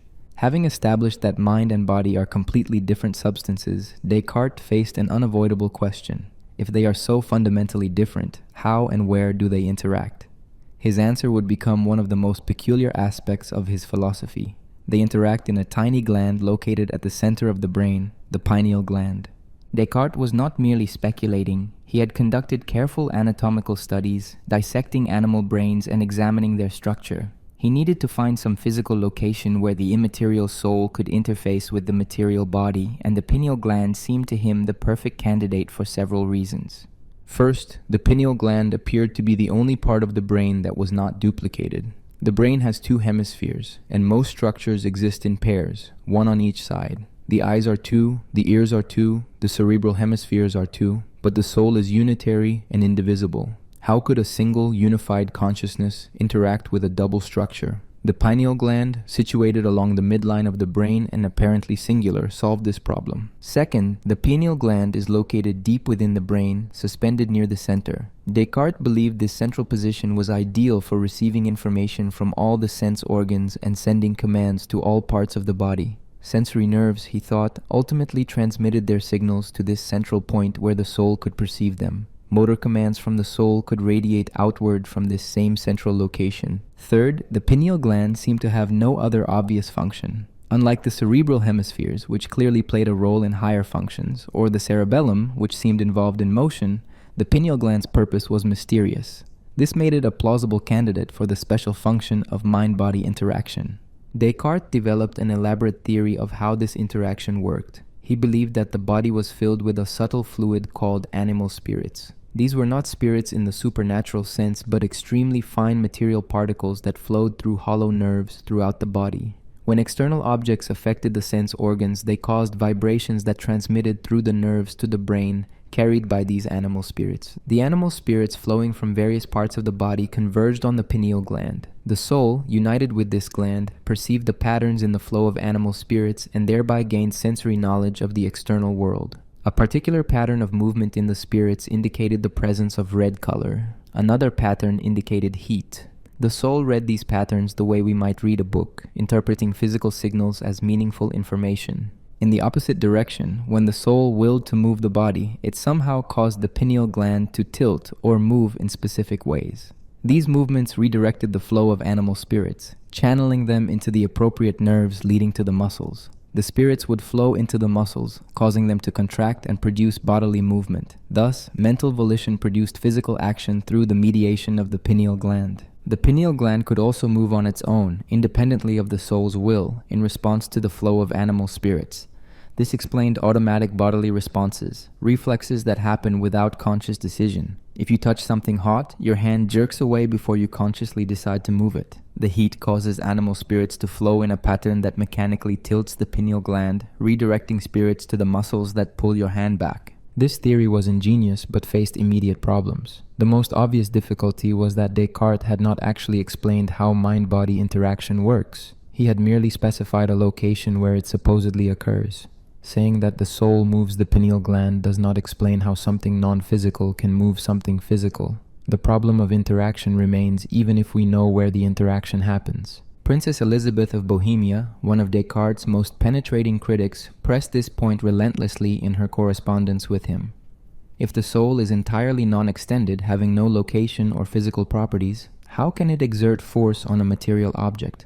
All physical causation we observe involves contact between bodies. One billiard ball moves another by striking it, but the soul cannot strike the pineal gland because it has no surface to make contact. Descartes' responses to Elizabeth were unsatisfying. He suggested that we should think of mind-body union as a primitive notion, something we understand through experience rather than through clear and distinct ideas. We know from experience that our souls move our bodies, even if we cannot explain the mechanism. This was essentially an admission that his system could not account for the very phenomenon it was designed to explain.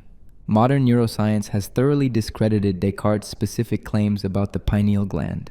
We now know that the pineal gland is not unique to humans, that it exists in lower animals including reptiles and fish. We know it produces melatonin, a hormone that regulates sleep-wake cycles, not a junction point for soul and body. We know that the brain does not contain hollow nerves filled with animal spirits, but rather neurons that transmit electrical and chemical signals. We also know that there is no single location in the brain where all sensory information converges and all motor commands originate. The brain is massively parallel, with different regions processing different aspects of sensation and controlling different movements. The very idea of a central control point reflects a pre-scientific understanding of brain function. More fundamentally, neuroscience has found no need for a non-physical soul to explain any brain function. Mental processes correlate precisely with brain processes. Damage to specific brain regions impairs specific mental capacities. Drugs that alter brain chemistry alter consciousness. Brain imaging shows which areas activate during different thoughts and emotions. The material brain seems fully capable of producing mind without requiring an immaterial substance. Yet the pineal gland theory, despite being wrong in all its specifics, represented a serious attempt to reconcile two domains that seemed incompatible. Descartes took the mind-body problem seriously enough to propose a concrete mechanism, however flawed. Many of his contemporaries simply ignored the problem or waved it away with vague appeals to divine power. The theory also illustrated the limitations of Descartes' mechanistic biology. He understood animal bodies as machines, which was a productive insight that advanced physiology, but he lacked the conceptual tools to understand how complex systems could produce emergent properties. He thought explaining mind required positing something completely different from matter, not recognizing that sufficiently complex material organization might generate mental properties. The pineal gland episode shows Descartes at his most vulnerable. His philosophy prided itself on accepting only what was clear and distinct, on building knowledge through careful demonstration. Yet, when confronted with the central mystery of his system, how mind and body interact, he resorted to anatomical speculation and mechanical models that explained nothing fundamental. The pineal gland became a symbol of the failure of Cartesian dualism.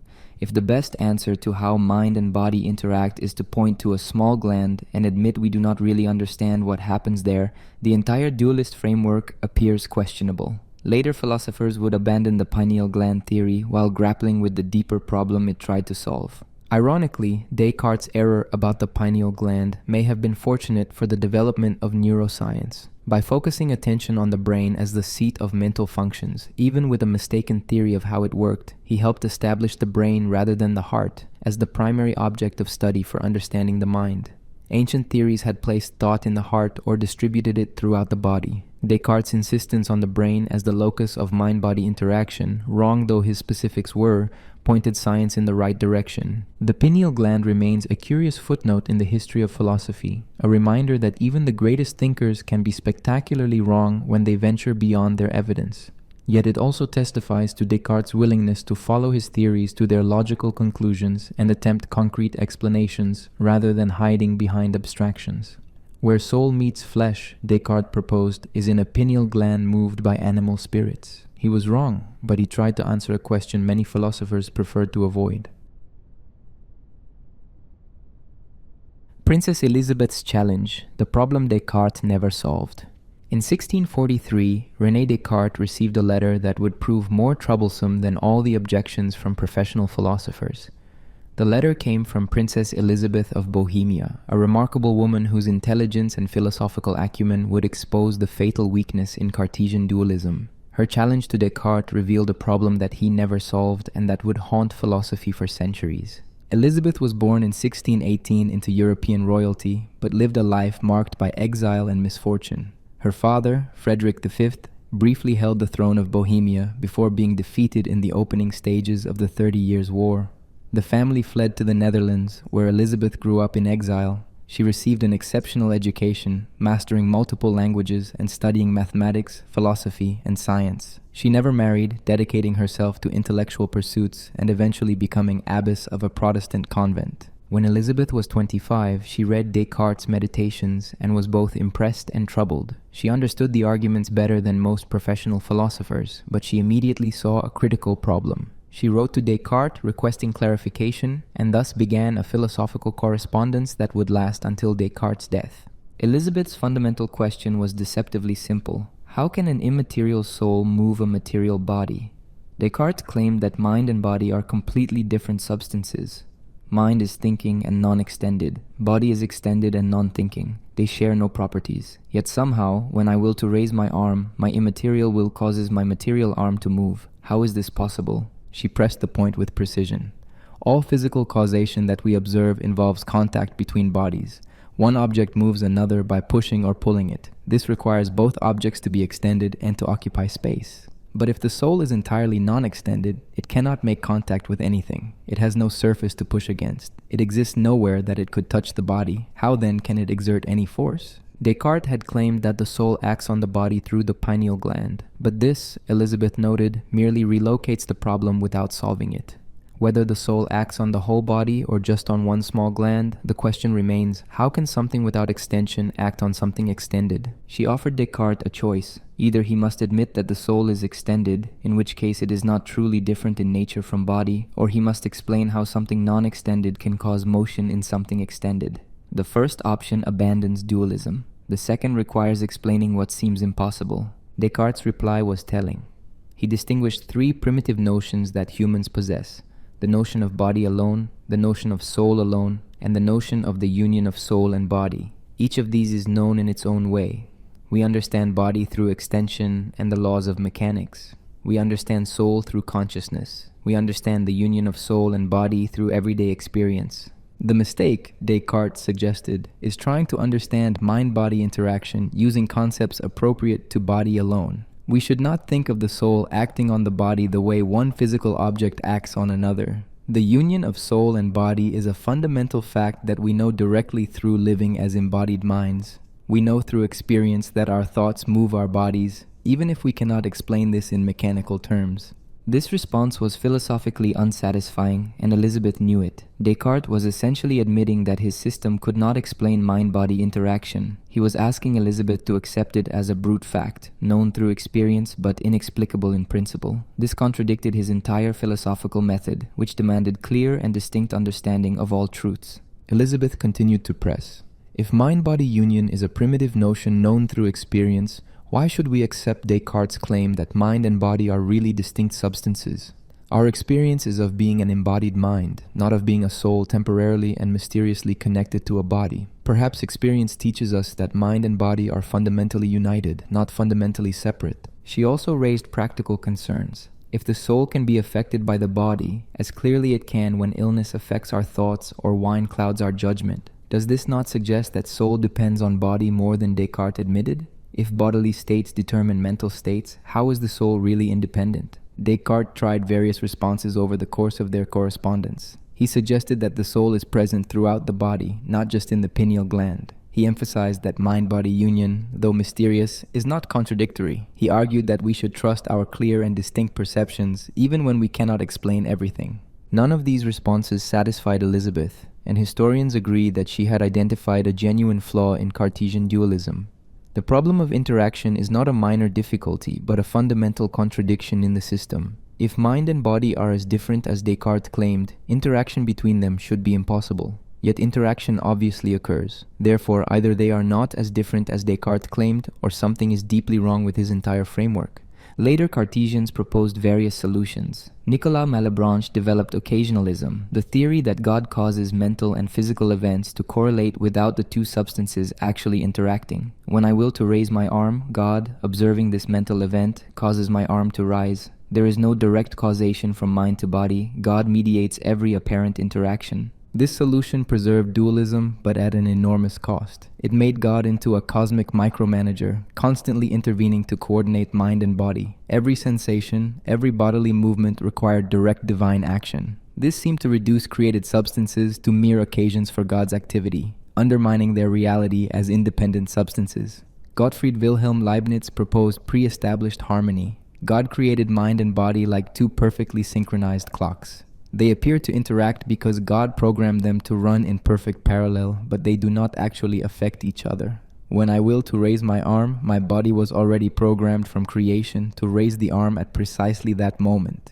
This solution also preserved dualism, but made interaction illusory. Mind and body do not really communicate, they just seem to because of God's perfect coordination. This raised questions about why we should believe in mind-body dualism if the two never actually interact. Some philosophers concluded that dualism itself was the problem. Spinoza argued that mind and body are not different substances, but two attributes of one underlying substance. Hobbes claimed that mind is nothing but matter in motion. Later materialists would argue that mental states are identical with brain states, eliminating the mind as a separate substance entirely. The problem Elizabeth identified continues to trouble philosophy of mind today. Even those who reject Cartesian dualism must explain how consciousness relates to physical processes in the brain. How do neural firings produce subjective experience? How does the felt quality of seeing red emerge from electrical and chemical signals? This is the contemporary version of the mind-body problem, and it remains unsolved. Elizabeth herself, despite her devastating critique of Descartes' dualism, maintained a respectful and affectionate relationship with him. Their correspondence covered many topics beyond metaphysics, including ethics, physics, and Elizabeth's own health problems. Descartes dedicated his last major work, The Passions of the Soul, to her, though whether it adequately addressed her concerns is doubtful. The correspondence between Descartes and Elizabeth represents a high point in the history of philosophy. Here was a woman, self-educated and denied access to universities, engaging one of history's greatest philosophers as an equal and exposing weaknesses in his system that professional academics had missed. Her letters combine intellectual rigor with personal warmth, philosophical precision with practical wisdom. Descartes recognized her abilities, calling her the most intelligent person he had ever met. Yet he never fully acknowledged that she had identified a fatal flaw in his system. He continued defending dualism until his death, though with less confidence perhaps after Elizabeth's challenges. The problem Descartes never solved remains central to philosophy and neuroscience. Princess Elizabeth deserves recognition, not just as a correspondent of Descartes, but as a major philosopher in her own right, one who saw further and more clearly than the master himself. Her challenge stands as a permanent question mark hanging over any philosophy that tries to separate mind from matter. Where they meet, how they interact, how consciousness arises from or relates to physical processes, these questions are Elizabeth's legacy, still demanding answers after nearly 4 centuries. The Passions of the Soul, a Science of Emotion. In 1649, the final year of his life, Descartes published Les Passions de l'âme, The Passions of the Soul. This work represented his attempt to extend his mechanistic philosophy to human emotions and to address some of the problems raised by Princess Elizabeth about mind-body interaction. It was his most sustained treatment of practical psychology and ethics, moving beyond pure metaphysics to examine how embodied minds actually function. The work is divided into 3 parts. The first explains what passions are and how they arise from the body's interaction with the soul. The second catalogues and classifies the basic passions. The third discusses particular passions in detail and offers advice on how to manage them. Throughout, Descartes tried to provide a scientific, mechanistic account of phenomena that had traditionally been discussed in moral and literary terms. Descartes defined passions as perceptions, sensations, or emotions of the soul that are caused by, maintained by, and strengthened by some movement of the animal spirits. Passions are not actions of the soul, not things the soul does actively, but things that happen to the soul passively, caused by bodily processes. This aligned with his dualism. The soul acts through willing, but it is acted upon through passions. The physiological mechanism of passions involves the animal spirits, that subtle fluid Descartes believed flowed through the body's nerves and cavities. External objects affect the sense organs, sending patterns of animal spirits to the brain and the pineal gland. The soul, united with the pineal gland, perceives these patterns and experiences them as passions. A dangerous object causes spirits to flow in a pattern that produces the passion of fear. A beneficial object produces patterns that the soul experiences as love or desire. The passions have an evolutionary purpose in Descartes' system. God designed the body-soul union so that passions would move the soul to will actions beneficial to the body's preservation. Fear causes us to flee danger. Desire motivates us to seek what benefits us. Pain prompts us to avoid harm. The passions are nature's way of teaching the soul what matters for bodily survival. Descartes identified 6 primitive passions from which all others derive: wonder, love, hatred, desire, joy, and sadness. Wonder arises when we encounter something new or surprising. Love and hatred represent being drawn toward or repelled by objects. Desire is the soul's tendency to will future goods. Joy and sadness reflect our assessment of present good and evil. All other passions are combinations, variations, or species of these 6. Hope is desire mixed with partial belief that the desired good will occur. Fear is desire to avoid evil mixed with partial belief that the evil will occur. Jealousy is a kind of sadness mixed with hatred and fear. Generosity, which Descartes considered the master virtue, is a species of wonder directed at our own proper use of free will. The Passions contains detailed psychological observations that sometimes strike modern readers as remarkably insightful and sometimes as quaintly dated. Descartes noted that passions often persist even after we recognize their inappropriateness. We may know rationally that there is nothing to fear, yet feel afraid anyway. This is because passions have a physiological basis that cannot be changed instantly by thought alone. He also recognized that passions can be managed and modified over time through habit and practice. We cannot directly will ourselves to stop feeling a passion, but we can train our bodies and souls so that different patterns of animal spirits arise in response to situations. A soldier trains himself so that the sight of danger produces courage rather than fear. This training involves both mental discipline and physical conditioning. The book dedicated significant attention to the physical manifestations of passions. Descartes described how fear causes the face to pale as blood withdraws from the surface, how anger causes flushing as blood rushes to the face, how sadness produces tears. These observations mixed careful attention to physiology with speculative theories about animal spirits and their movements. One of Descartes' more curious claims was that the function of tears in sadness is to moisten the eyes and cool the blood. He believed that sadness produces vapors that need to be expelled, and tears provide an outlet. Such explanations reveal the limits of 17th century physiology, but they also show Descartes' commitment to finding mechanical explanations for all bodily phenomena. The ethical dimension of the passions centers on the proper use of free will. Although passions are caused by the body and happen to us passively, we retain the freedom to assent to them or resist them. A passion may incline us towards some action, but we can choose to follow it or oppose it. Virtue consists in using our will rightly in relation to our passions. The greatest virtue, Descartes argued, is generosity, which he defined as recognizing that our free will is the only thing that is fully under our control and deserves esteem. A generous person values himself rightly, neither too highly nor too low, based on his proper use of freedom. This generates both self-respect and respect for others, since others also possess free will. Generosity produces a stable emotional equilibrium. The generous person is not tossed about by circumstances because he values only what depends on him, namely his own choices. External goods and evils affect him less because he does not base his self-worth on them. This recalls Stoic ethics, and Descartes explicitly acknowledged his debt to Stoic moral philosophy. The Passions was dedicated to Princess Elizabeth, and it represents Descartes' attempt to address some of her concerns about mind-body interaction through careful analysis of a specific domain where mind and body clearly influence each other. Yet it is questionable whether the work actually solves the interaction problem. Describing the physiological correlates of emotions does not explain how material processes produce immaterial experiences. Critics also questioned whether Descartes' classification of passions was adequate. Why are these 6 basic? Other philosophers proposed different lists of fundamental emotions. The whole enterprise of finding atomic passions that combine into complex ones may be misconceived if emotions do not actually have this modular structure. Modern psychology and neuroscience have overturned most of Descartes' specific theories about passions. There are no animal spirits flowing through hollow nerves. The pineal gland does not tilt to redirect spirits. Emotions do not arise from a single mechanism, but from complex interactions among multiple brain systems. The neat classification of 6 basic passions does not correspond to actual emotional neuroscience.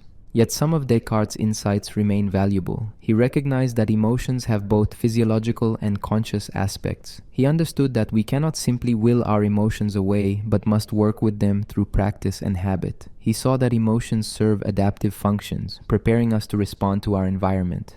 These insights, though expressed in outdated scientific vocabulary, anticipate modern theories of emotion. The Passions of the Soul represents Descartes' most sustained engagement with embodied human existence. His earlier works focused on achieving certainty through pure thought, detached from bodily concerns. Here he acknowledged that we are not pure minds temporarily trapped in bodies, but mind-body unions whose mental lives are profoundly shaped by physical processes.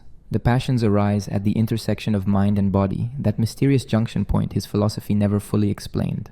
The work also shows Descartes attempting to be useful, not just profound. He offered practical advice for managing emotions and living well. Philosophy was not merely abstract speculation, but a guide to life. This practical orientation connects Descartes to ancient philosophy's conception of itself as therapeutic, as medicine for the soul. The Passions of the Soul would be Descartes' last published work. Within months of its publication, he would be dead in the frozen Swedish winter. His attempt to provide a comprehensive scientific theory of emotion thus stands as a final testament to his ambition to explain all aspects of human existence through clear principles and mechanical explanations. That the explanation was incomplete and in many ways incorrect does not diminish the grandeur of the attempt. 3 proofs of God, the divine guarantor of truth. God plays an indispensable role in Descartes' philosophical system. Without proving God's existence and establishing God's nature as perfectly good and truthful, Descartes cannot escape solipsism or validate his clear and distinct perceptions as reliable guides to truth. He offered 3 distinct proofs of God's existence, each based on different principles and each revealing different aspects of his philosophical method. The first proof, presented in the third meditation, argues from causality and the idea of God. Descartes examines his ideas, the mental contents present in his consciousness. Among these ideas, he finds one that stands out, the idea of God, understood as an infinite, eternal, immutable, independent, all-knowing, all-powerful being from whom he himself and everything else that exists derive their existence. This idea poses a problem. Descartes knows that he exists, but he also knows he is finite, imperfect, and dependent. He doubts, he lacks knowledge, he makes mistakes. Where could his idea of an infinite and perfect being come from? There must be at least as much reality in the cause as in the effect. An idea's cause must have as much formal reality as the idea has objective reality. The objective reality of an idea is the reality of what the idea represents. The idea of God represents infinite perfection. Therefore, the cause of this idea must itself be infinitely perfect. Descartes, a finite being, cannot be the adequate cause of this idea. He could not have invented it or derived it from sensory experience. Therefore, the idea must have been placed in him by an actually infinite and perfect being, namely God. This argument faced immediate criticism. Pierre Gassendi objected that we can form the idea of infinity by negating finiteness, just as we form the idea of cold by negating heat. We do not need an infinite being to place the idea in us. We can generate it ourselves from finite materials.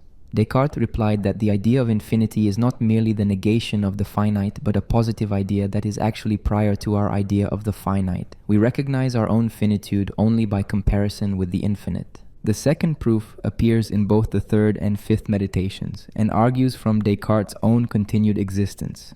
He exists at this present moment, but what guarantees that he will continue to exist in the next moment? He did not create himself, and he does not have the power to preserve himself in existence. His existence from moment to moment requires a cause. This cause must have at least as much power as is needed to create and sustain a thinking thing. Moreover, if this cause were distinct from God, we could ask what causes it to exist, and so on. This chain of causes cannot extend to infinity, but must terminate in a first cause that is self-sustaining. This first cause must be God, a being that exists by its own nature and has the power to sustain itself and all other things. This argument resembles Thomas Aquinas' cosmological argument, but with a Cartesian twist. Descartes focused not on the initial creation of the universe, but on the continuous preservation of existence at each moment. Time consists of discrete, disconnected instants. No natural connection links one moment to the next. God must actively sustain things in being from instant to instant, a doctrine called continuous creation. The third proof, presented most fully in the fifth meditation, is an ontological argument. Descartes considers the essence or nature of God. Just as the essence of a triangle includes having 3 angles that sum to 2 right angles, the essence of God includes existence. We cannot conceive of a triangle without its essential properties. Similarly, we cannot conceive of God without existence. Existence belongs to God's essence more perfectly than any geometric property belongs to a geometric figure. It is not possible to conceive of God as lacking existence, just as it is not possible to conceive of a mountain without a valley or a triangle without 3 sides. Therefore, God necessarily exists. To suppose that God does not exist is to contradict oneself, like supposing a triangle without 3 sides. This argument has ancient roots in Anselm of Canterbury, but received its most famous formulation from Descartes. It was also the target of devastating criticism. Antoine Arnauld pointed out that even if we cannot conceive of God without existence, this only proves that if God exists, then he exists necessarily. It does not prove that God actually exists. We can conceive of a necessarily existing island without thereby proving that such an island exists. Immanuel Kant would later argue that existence is not a real predicate, not a property that adds to the concept of a thing. Saying that something exists does not add to our concept of it. 100 real dollars have exactly the same properties as 100 imaginary dollars. They simply instantiate those properties in reality. Therefore, existence cannot be part of an essence the way having three sides is part of a triangle's essence. Descartes needed these proofs not merely to satisfy religious orthodoxy, but to escape the evil demon scenario and validate his method. Once he proves that God exists and is perfect, he can argue that God would not create him with a systematic tendency to error. A perfect and benevolent God would not be a deceiver. Therefore, the clear and distinct perceptions that God gave Descartes as his guide to truth must be reliable when used properly. This leads to what critics call the Cartesian circle. Descartes seems to use God to prove that clear and distinct perceptions are reliable, but he uses clear and distinct perceptions to prove that God exists. If the proofs of God depend on trusting clear and distinct perceptions, but trusting clear and distinct perceptions depends on knowing God exists, the reasoning is circular. Descartes and his defenders offered various responses. Some argued that the circle can be broken because the cogito and the immediate clear and distinct perceptions involved in the proofs of God are self-guaranteeing in the moment of intuiting them. The need for God's guarantee only arises when we try to trust perceptions we had in the past or build extended chains of reasoning. Others suggested that Descartes had two different levels of doubt. Metaphysical doubt, the kind employed in the Meditations, questions everything including our rational faculties. Ordinary doubt questions particular beliefs while trusting reason generally. The proofs of God remove metaphysical doubt, allowing us to trust reason fully. These responses remain controversial, and many philosophers conclude that Descartes never adequately solved the circularity problem. The apparent circularity reveals a deep tension in his project. He wanted to build knowledge from pure reason alone, but he also needed God to guarantee reason's reliability. This places God simultaneously inside and outside the system of knowledge. The three proofs also reveal Descartes' theological commitments. His God is the God of rational theology, perfect, infinite, eternal, immutable. This is not the personal God of biblical religion who becomes angry, makes covenants, or performs miracles. Descartes' God is more like Aristotle's unmoved mover, or the God of medieval scholasticism. This rational theology served Descartes' philosophical purposes but raised questions about its compatibility with Christian doctrine.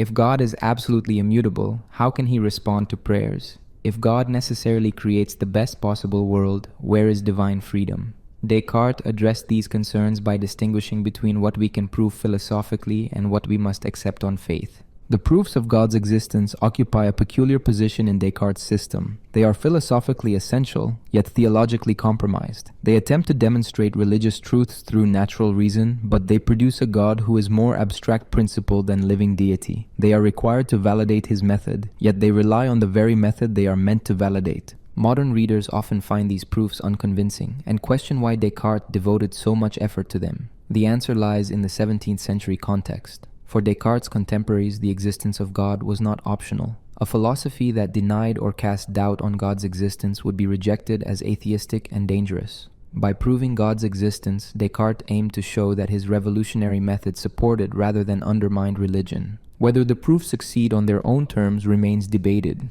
Few contemporary philosophers accept them as demonstrative, yet they represent a serious attempt to bridge the gap between reason and faith, between the new mechanical science and traditional theology. Descartes believed that the same method that unlocked nature's secrets could also reveal divine truths. The three proofs were his attempt to show that clarity, distinctness, and careful reasoning led not to atheism but to God.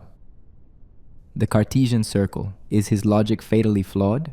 The Cartesian circle is perhaps the most serious and enduring criticism of Descartes' philosophical system. It identifies an apparent circular reasoning at the heart of his attempt to establish certain knowledge. The problem is straightforward to state, but has proven remarkably difficult to resolve. Descartes seems to use God to prove that reason is reliable, while simultaneously using reason to prove that God exists. The circle works like this. In the third meditation, Descartes attempts to prove God's existence using arguments that depend on his faculty of reason. He reasons from the idea of God to God's actual existence. He employs logical principles and trusts that his clear and distinct perceptions of these principles are accurate. But why should he trust his reasoning? Because, he will later argue, God is not a deceiver and would not give him faculties that systematically mislead him. Here is the apparent circularity. The reliability of reason depends on God's existence and nature, but the proof of God's existence depends on the reliability of reason. If we need to know God exists before we can trust reason, how can we use reason to prove God exists? We seem to be assuming what we are trying to prove. Antoine Arnauld, one of the most perceptive of Descartes' early critics, identified this problem in his objections to the Meditations. He pointed out that Descartes claimed we could not be certain of anything unless we first knew that God exists and is not a deceiver. Yet the proofs of God's existence themselves require us to be certain of the premises and the logical steps involved in the proofs. This seems contradictory. Descartes responded to Arnauld, but his response has failed to satisfy most critics. He distinguished between what we clearly and distinctly perceive in the present moment and what we remember having clearly and distinctly perceived. When we are actually attending to a clear and distinct perception, we cannot help but assent to it. In that moment, it is self-guaranteeing and needs no external validation. The problem of doubt arises when we consider perceptions we had in the past or when we try to build extended chains of reasoning. At those times, the evil demon hypothesis threatens our confidence. We might remember clearly perceiving something yesterday, but how do we know the demon did not implant a false memory? We might have worked through a long proof step by step, each step seeming certain, but how do we know the demon did not corrupt our reasoning? God's role in Descartes' explanation is to guarantee that what we clearly and distinctly perceived remains true even when we are no longer actively perceiving it. God allows us to build stable knowledge, to trust our memories, and to construct extended arguments. But the initial clear and distinct perceptions, including those involved in proving God exists, do not require God's guarantee because they are self-evident in the moment of perceiving them. This response introduces a distinction between two kinds of certainty: psychological certainty and metaphysical certainty. We have psychological certainty when we cannot help but assent to a clear and distinct perception while attending to it. We have metaphysical certainty when we can be absolutely sure that our perception corresponds to reality and will not turn out to be false. God provides metaphysical certainty, but psychological certainty is immediate and does not depend on God. Many philosophers find this distinction unconvincing. If the evil demon hypothesis is genuinely threatening, it threatens all our reasoning, including the reasoning we are doing right now. The demon could be deceiving us even as we work through the proofs of God's existence. Restricting the demon's power to past perceptions while trusting present perceptions seems arbitrary. Moreover, the proofs of God's existence are not simple, immediate intuitions. They involve multiple steps of reasoning. The causal proof requires remembering premises while deriving conclusions. The ontological proof requires holding the concept of God in mind while reasoning about what follows from it. These extended reasonings seem to require exactly the kind of stability that only God's guarantee can provide. Another version of the circularity problem focuses on the criterion of truth. Descartes claims that whatever he clearly and distinctly perceives is true. But how does he know this criterion is correct? Because God, who is not a deceiver, would not give him a defective criterion. But how does he know God exists and is not a deceiver? Because he clearly and distinctly perceives the proofs of God's existence and nature. This circle moves through the criterion of clear and distinct perception rather than through reason generally. But the structure is the same. We need God to validate the criterion, but we need the criterion to prove God. Descartes cannot bootstrap himself out of this circle by appeals to the special status of present perceptions. Some defenders of Descartes have argued that the circle is not actually vicious. They point out that many arguments are circular in a technical sense without being fallacious. When we prove that our reasoning is reliable by using reasoning, we engage in circular argumentation, but this may be unavoidable and not necessarily problematic. The alternative would be to prove reason's reliability without using reason, which seems impossible. This defense suggests that Descartes faced what contemporary philosophers call the problem of the criterion. To know anything, we need a criterion for distinguishing true from false beliefs. But to know our criterion is correct, we need prior knowledge. We seem to need knowledge to get knowledge, creating an inescapable circle. Descartes' circle might simply be an honest acknowledgement of this fundamental epistemological problem. However, this defense concedes that Descartes did not achieve what he set out to achieve. He wanted to build knowledge from the ground up without any circular reasoning, finding absolutely certain foundations that required no validation from anything else. If his system ultimately rests on circular argumentation, even benign circularity, he failed in this foundational project. Another proposed solution distinguishes between justification and entitlement. We might be entitled to trust our clear and distinct perceptions, even if we cannot justify this trust non-circularly. Entitlement does not require being able to prove that our faculties are reliable. It is enough that we possess reliable faculties and use them properly. On this reading, Descartes is entitled to trust reason, even though he cannot provide non-circular justification for doing so. This solution, too, represents a retreat from Descartes' original ambitions. He wanted not mere entitlement, but demonstrative knowledge that his faculties were reliable. He wanted to answer the skeptic completely, not merely to be within his epistemic rights in trusting reason. If the best we can say is that he was entitled to trust reason, we have admitted that certainty was never achieved. The Cartesian circle reveals a deep tension in Descartes' project. He wanted to use reason to validate reason, to think his way to certainty about thinking. This reflexive project may be inherently circular. Perhaps there is no standpoint outside our cognitive faculties from which we can validate those faculties. We are always already thinking when we try to prove that we can think reliably. Some philosophers conclude that Descartes should have embraced a form of foundationalism that accepts basic beliefs without proof. The cogito might serve as such a basic belief, along with simple logical and mathematical truths. We would not prove these foundations, but would recognize them as self-evident starting points that need no further justification. Descartes gestured toward this approach when he discussed clear and distinct perception as self-guaranteeing in the moment of intuition. But he could not rest there because he wanted science to be possible. Science requires extended reasoning, memory, and complex inference. These go beyond immediate intuition and seem to require some guarantee of reliability. The debate over the Cartesian circle continues among scholars. Some argue that Descartes has been misunderstood and that careful reading of the Meditations reveals no actual circularity. Others maintain that the circle is real but not fatal, representing a philosophical insight rather than a logical error. Still others conclude that the circle is both real and devastating, undermining Descartes' entire epistemological project. What seems clear is that Descartes never provided a fully satisfying response to the charge of circularity. His distinction between present and remembered perceptions is not obviously adequate to the problem. His appeals to God's truthfulness seem to require the very reasoning they are meant to validate. His criterion of clear and distinct perception appears both indispensable and unjustifiable within his system. The Cartesian circle stands as a permanent challenge to foundationalist epistemology.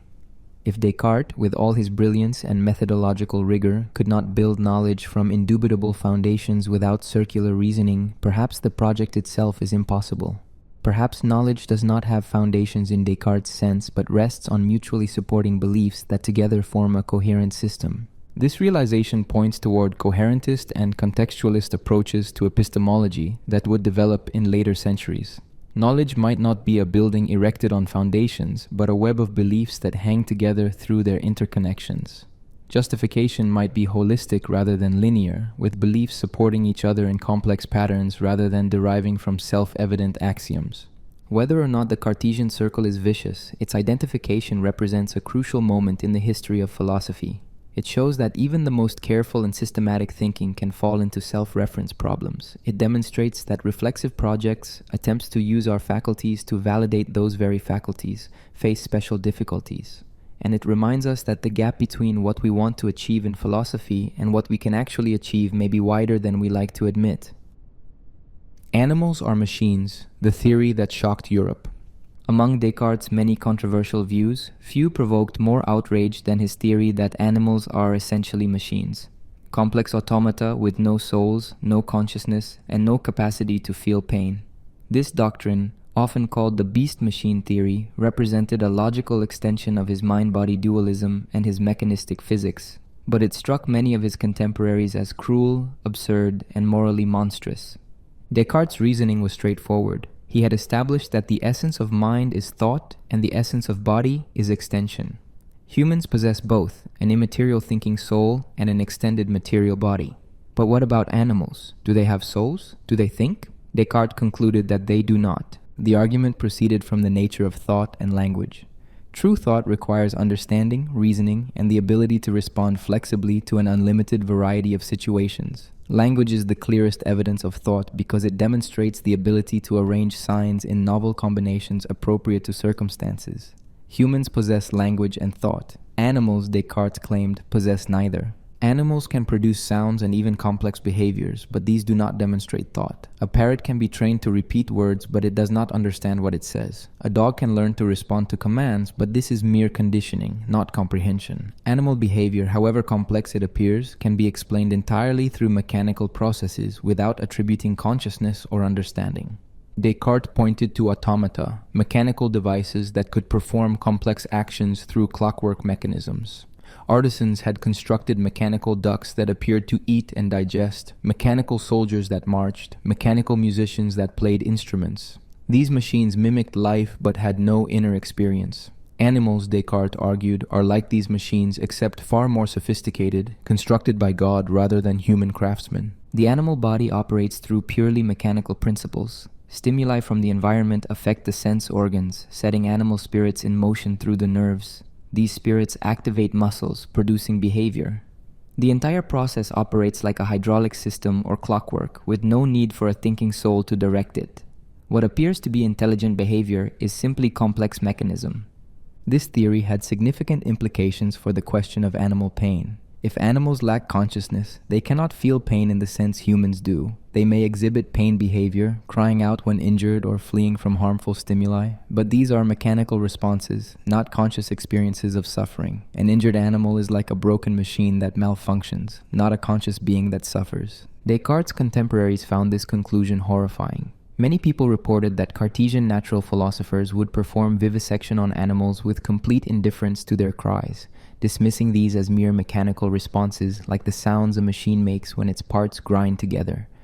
Whether this actually occurred or was hostile propaganda from anti-Cartesians remains debated, but the story captured how disturbing many found the beast-machine theory. The objections came from multiple directions. Common sense rebelled against the idea. Anyone who has lived with animals observes behavior that seems to manifest fear, affection, playfulness, and other mental states. A dog greeting its owner appears genuinely happy. A cat stalking prey appears to be planning and calculating. Dismissing all this as mere mechanisms seemed to ignore obvious evidence. The philosopher Henry Moore, in correspondence with Descartes, pressed this point vigorously.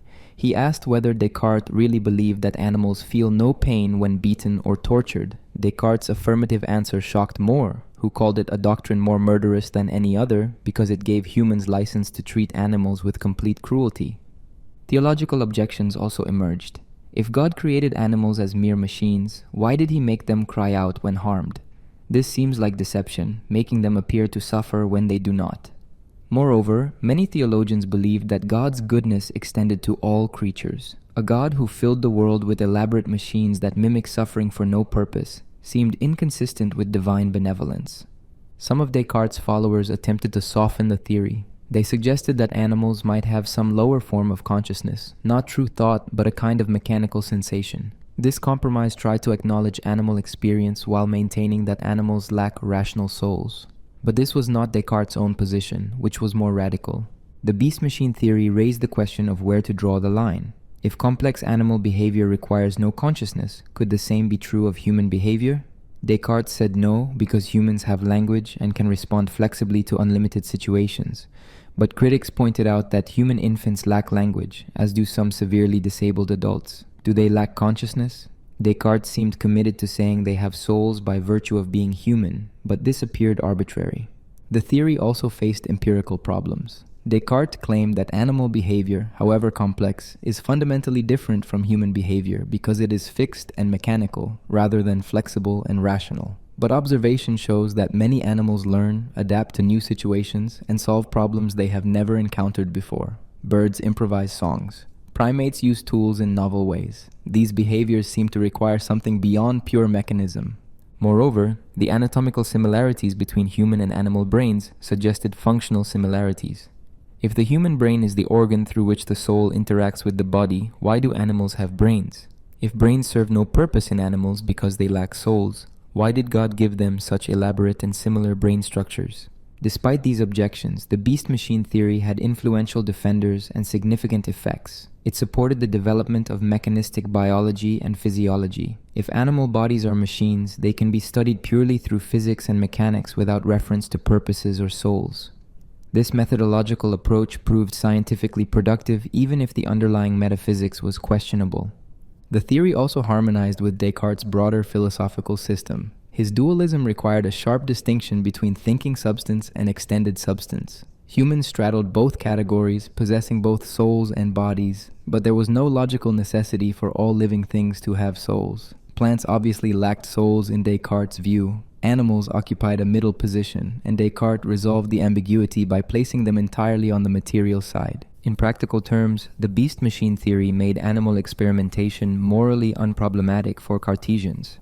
If animals do not suffer, there is no ethical issue with dissecting them, testing medicines on them, or using them in any way that benefits human knowledge. This facilitated the development of experimental physiology in the 17th and 18th centuries, though it also contributed to attitudes that modern animal welfare advocates find morally repugnant. The debate over animal consciousness continues today, though in different terms.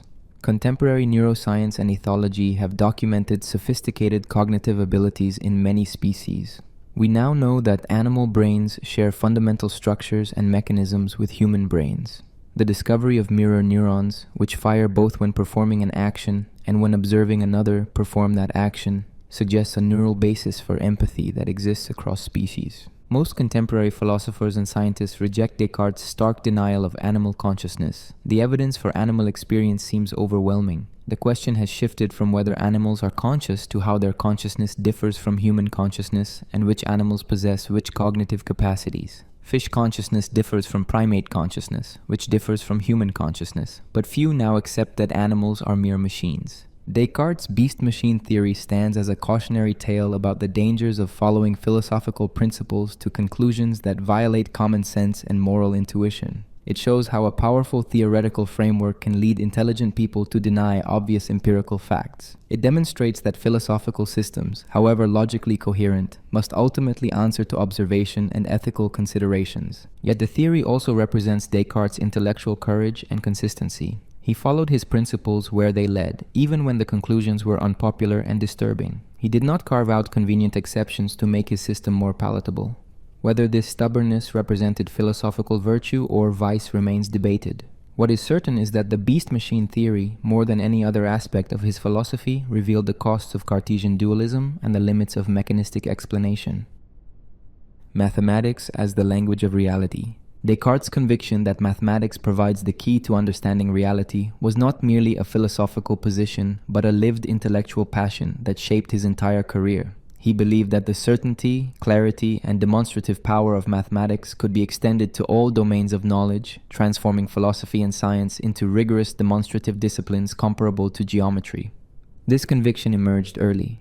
During his education at La Flèche, mathematics was the only subject that satisfied his demand for certainty.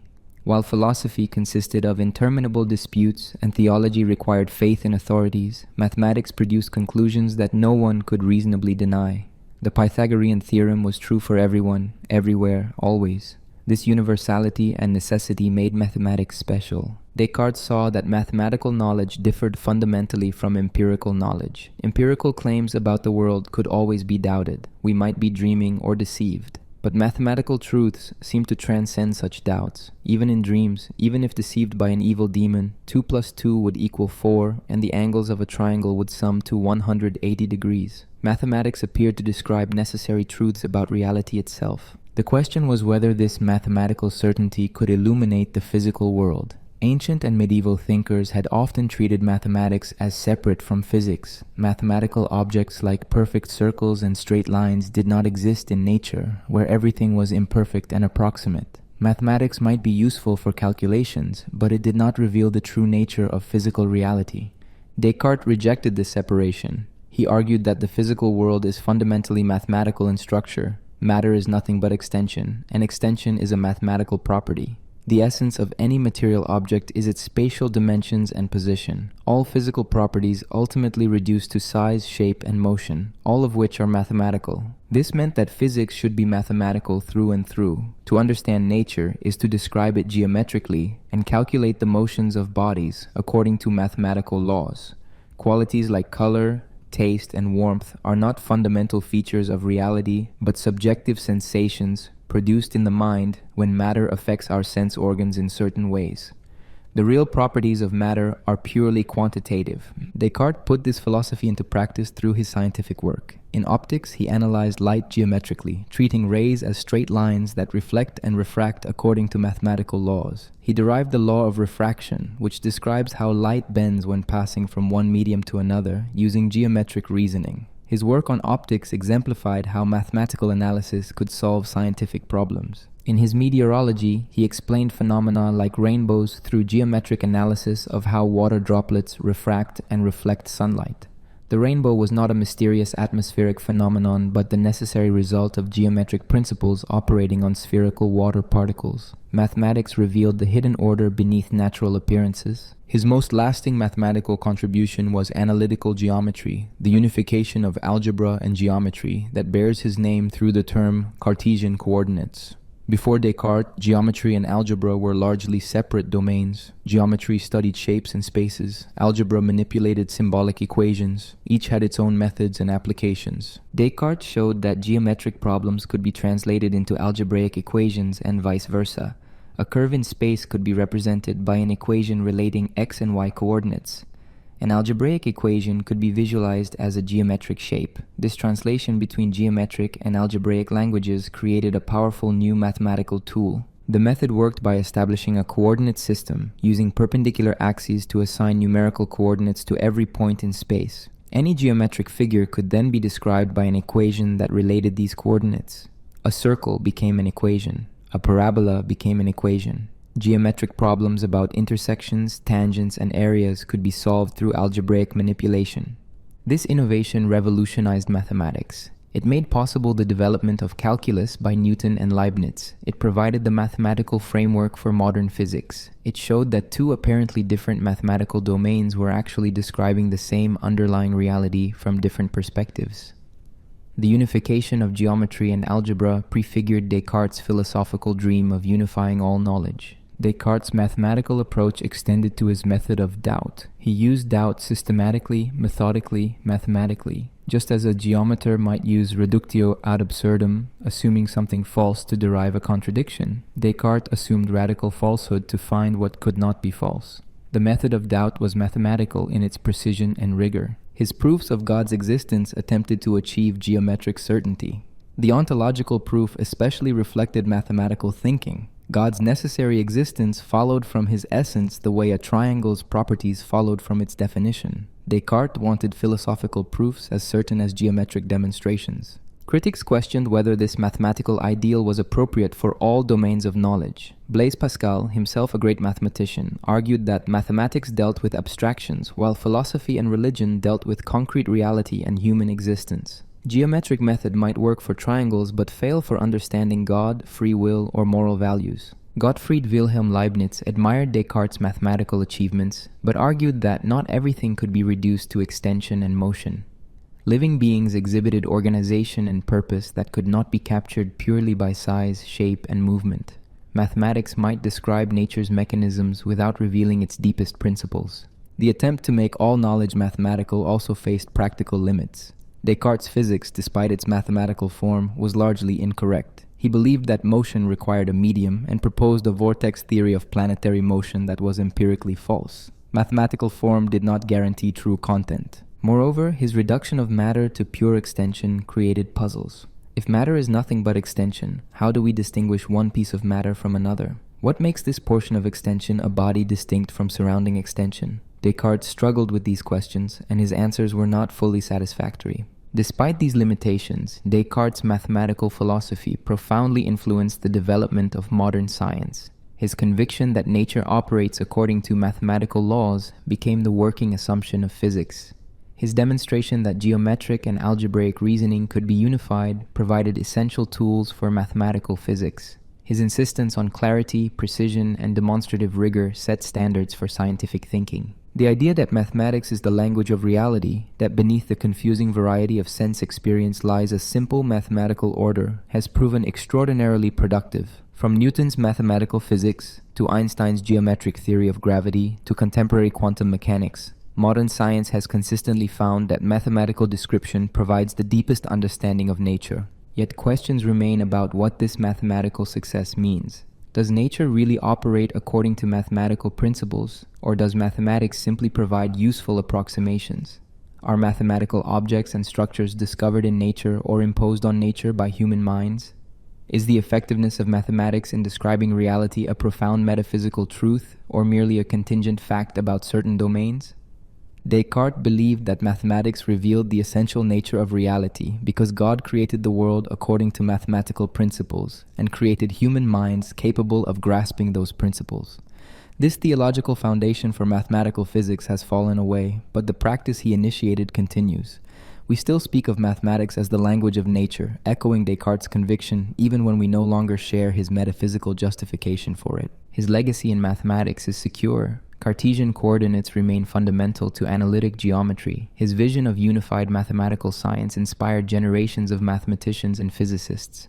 His demonstration that ancient geometric methods could be transformed through algebraic innovation showed that mathematics itself was not a closed, finished system, but an open, creative enterprise. The boy who loved mathematics at La Flèche became the man who reshaped how mathematics relates to reality. The Fatal Winter, Descartes' final days in Stockholm. In September 1649, René Descartes reluctantly embarked on a journey that would prove fatal. After years of polite refusals, he finally yielded to the persistent invitations of Queen Christina of Sweden, one of the most extraordinary monarchs of the 17th century. She wanted the most famous philosopher in Europe at her court, and she would not take no for an answer. Descartes, now 53 years old and in fragile health, left the relative comfort of the Netherlands for the frozen north. Queen Christina was 23 years old, brilliant, multilingual, and passionately interested in philosophy and learning. She had inherited the Swedish throne at age 6 after her father, King Gustavus Adolphus, died in battle during the 30 Years' War. Raised almost as a prince rather than a princess, she received an education usually reserved for male heirs and developed intellectual interests that scandalized traditional courtiers. Christina had been corresponding with Descartes for some time, asking philosophical questions and discussing his works. She wanted him in Stockholm not as a mere ornament, but as a working philosopher who would teach her and help establish Sweden as a center of learning. She sent a warship to fetch him, making clear that refusal was no longer an option. Descartes sailed north with deep misgivings. He arrived in October 1649 and immediately encountered the Swedish winter, far harsher than anything he had experienced in the Netherlands or France. Stockholm in winter was a world of ice and darkness, with temperatures well below freezing and only a few hours of dim daylight. For a man who had spent his life in temperate climates and who had always been sickly, this was dangerous. The conditions grew worse because of Christina's eccentric schedule and demands. She was an early riser and wanted her philosophy lessons at 5 o'clock in the morning before the day's official business began. This meant Descartes had to leave his lodgings in darkness, cross the frozen city to the palace, and conduct philosophical discussions in an unheated library while the sun had not yet risen. This schedule was torture for Descartes. Throughout his life, he had maintained the habit formed at La Flèche of staying in bed late into the morning, using those warm, quiet hours for his most productive thinking. Now he was forced to rise before dawn and venture into the bitter cold. He complained in letters to friends that this was destroying his health and disrupting his work. The lessons themselves were demanding. Christina was an intelligent and aggressive questioner who expected serious engagement, not flattery. Descartes had to prepare carefully for each session, knowing she would challenge his arguments and press for clarification. He was also working on other projects for the court, including plans for a Swedish Academy of Sciences and Poetry for court entertainments, tasks that diverted him from philosophical work. By early February 1650, Descartes had caught a cold. This was not unusual for him. He had always been susceptible to respiratory illnesses. But in the harsh Swedish climate, without proper rest, the cold worsened. He developed a fever and a severe cough. Within days, the illness progressed to what contemporary doctors diagnosed as pneumonia. The Swedish court physicians treated him according to the medical practices of the time, which likely did more harm than good. They bled him repeatedly, drawing blood to supposedly balance his humors. They gave him emetics to induce vomiting. They applied various poultices and administered medicines whose ingredients and effects we can only guess at. None of this helped. Descartes himself refused some treatments, including further bloodletting, but he was too weak to resist effectively. He knew he was dying. A French priest attended him, and Descartes received the last sacraments of the Catholic Church. Despite living in Protestant countries for decades and facing accusations of theological heterodoxy, he died as a Catholic, reconciled with the Church. On February 11, 1650, just 4 months after arriving in Sweden and 10 days after falling ill, René Descartes died. He was 53 years old. Queen Christina arranged for an elaborate funeral, but there was something hasty and incomplete about it. Descartes was buried in Stockholm, far from France, his homeland, which he had not seen in years. The story, as traditionally told, ends there. The great philosopher, summoned by an ambitious queen, destroyed by the harsh climate and brutal schedule of the Swedish court. It is a cautionary tale about the dangers of royal patronage and the fragility of intellectual life. But some historians have questioned whether this is the complete truth. In recent decades, researchers have raised the possibility that Descartes was poisoned. The evidence is circumstantial but intriguing. Descartes had made enemies, particularly among militant Calvinists who saw his philosophy as dangerous to religion. Some of these enemies had power in Stockholm. A Catholic philosopher teaching the Protestant queen at a time of intense religious tension was a vulnerable target. The symptoms described in contemporary accounts could be consistent with arsenic poisoning: sudden onset, fever, vomiting, rapid decline. Arsenic was commonly available in the 17th century and was a favored poison because its symptoms resembled common illnesses. No autopsy was performed that might have revealed poison, and medical knowledge of the time would not have detected it easily anyway. A priest who attended Descartes' deathbed reportedly claimed years later that Descartes had been poisoned, though the reliability of this testimony is disputed. Some scholars have pointed to suspicious circumstances: the speed of his decline, the hasty funeral, the fact that his papers were collected immediately and some disappeared. Others dismissed the poisoning theory as conspiracy thinking unsupported by solid evidence. We will likely never know with certainty what killed Descartes. Pneumonia in a weakened, elderly man in harsh conditions is sufficient explanation without invoking poison. Yet the possibility that his death was not natural adds a dark note to the story and reminds us that philosophy in the 17th century could be genuinely dangerous. What is certain is that Descartes' death left his work unfinished. He had been planning further books, including a comprehensive treatise on morality that would have completed his philosophical system. He had scientific projects underway. He had correspondence to continue with Elizabeth, Mersenne, and others. All this ended abruptly in that frozen Stockholm winter. His body remained in Sweden for 17 years before being transferred to France in 1667. Even then, the relocation was incomplete. His skull went missing during transport and only rejoined the rest of his remains in the 20th century. It was as if, even in death, the man who sought unity and completeness was fated to remain divided and scattered. The irony of Descartes' death was not lost on contemporaries. Here was the philosopher who had argued that mind and body are completely separate substances, that the soul is immortal and independent of bodily conditions. Yet he was killed, whether by disease or poison, through purely physical means. His immaterial soul could not save him from the material conditions of cold, illness, and mortality. Pierre Bayle, writing several decades later, remarked that Descartes had traveled to Sweden to teach Queen Christina how to live happily, but had only succeeded in learning how to die miserably. This was unfair to both Descartes and Christina, but it captured a widespread sense that something tragic and wasteful had occurred. Queen Christina herself converted to Catholicism a few years after Descartes' death and abdicated her throne, scandalizing Protestant Sweden. She spent the rest of her long life in Rome, patronizing artists and scholars. Whether her conversations with Descartes influenced her conversion is unknown but possible. Their time together was brief but intense.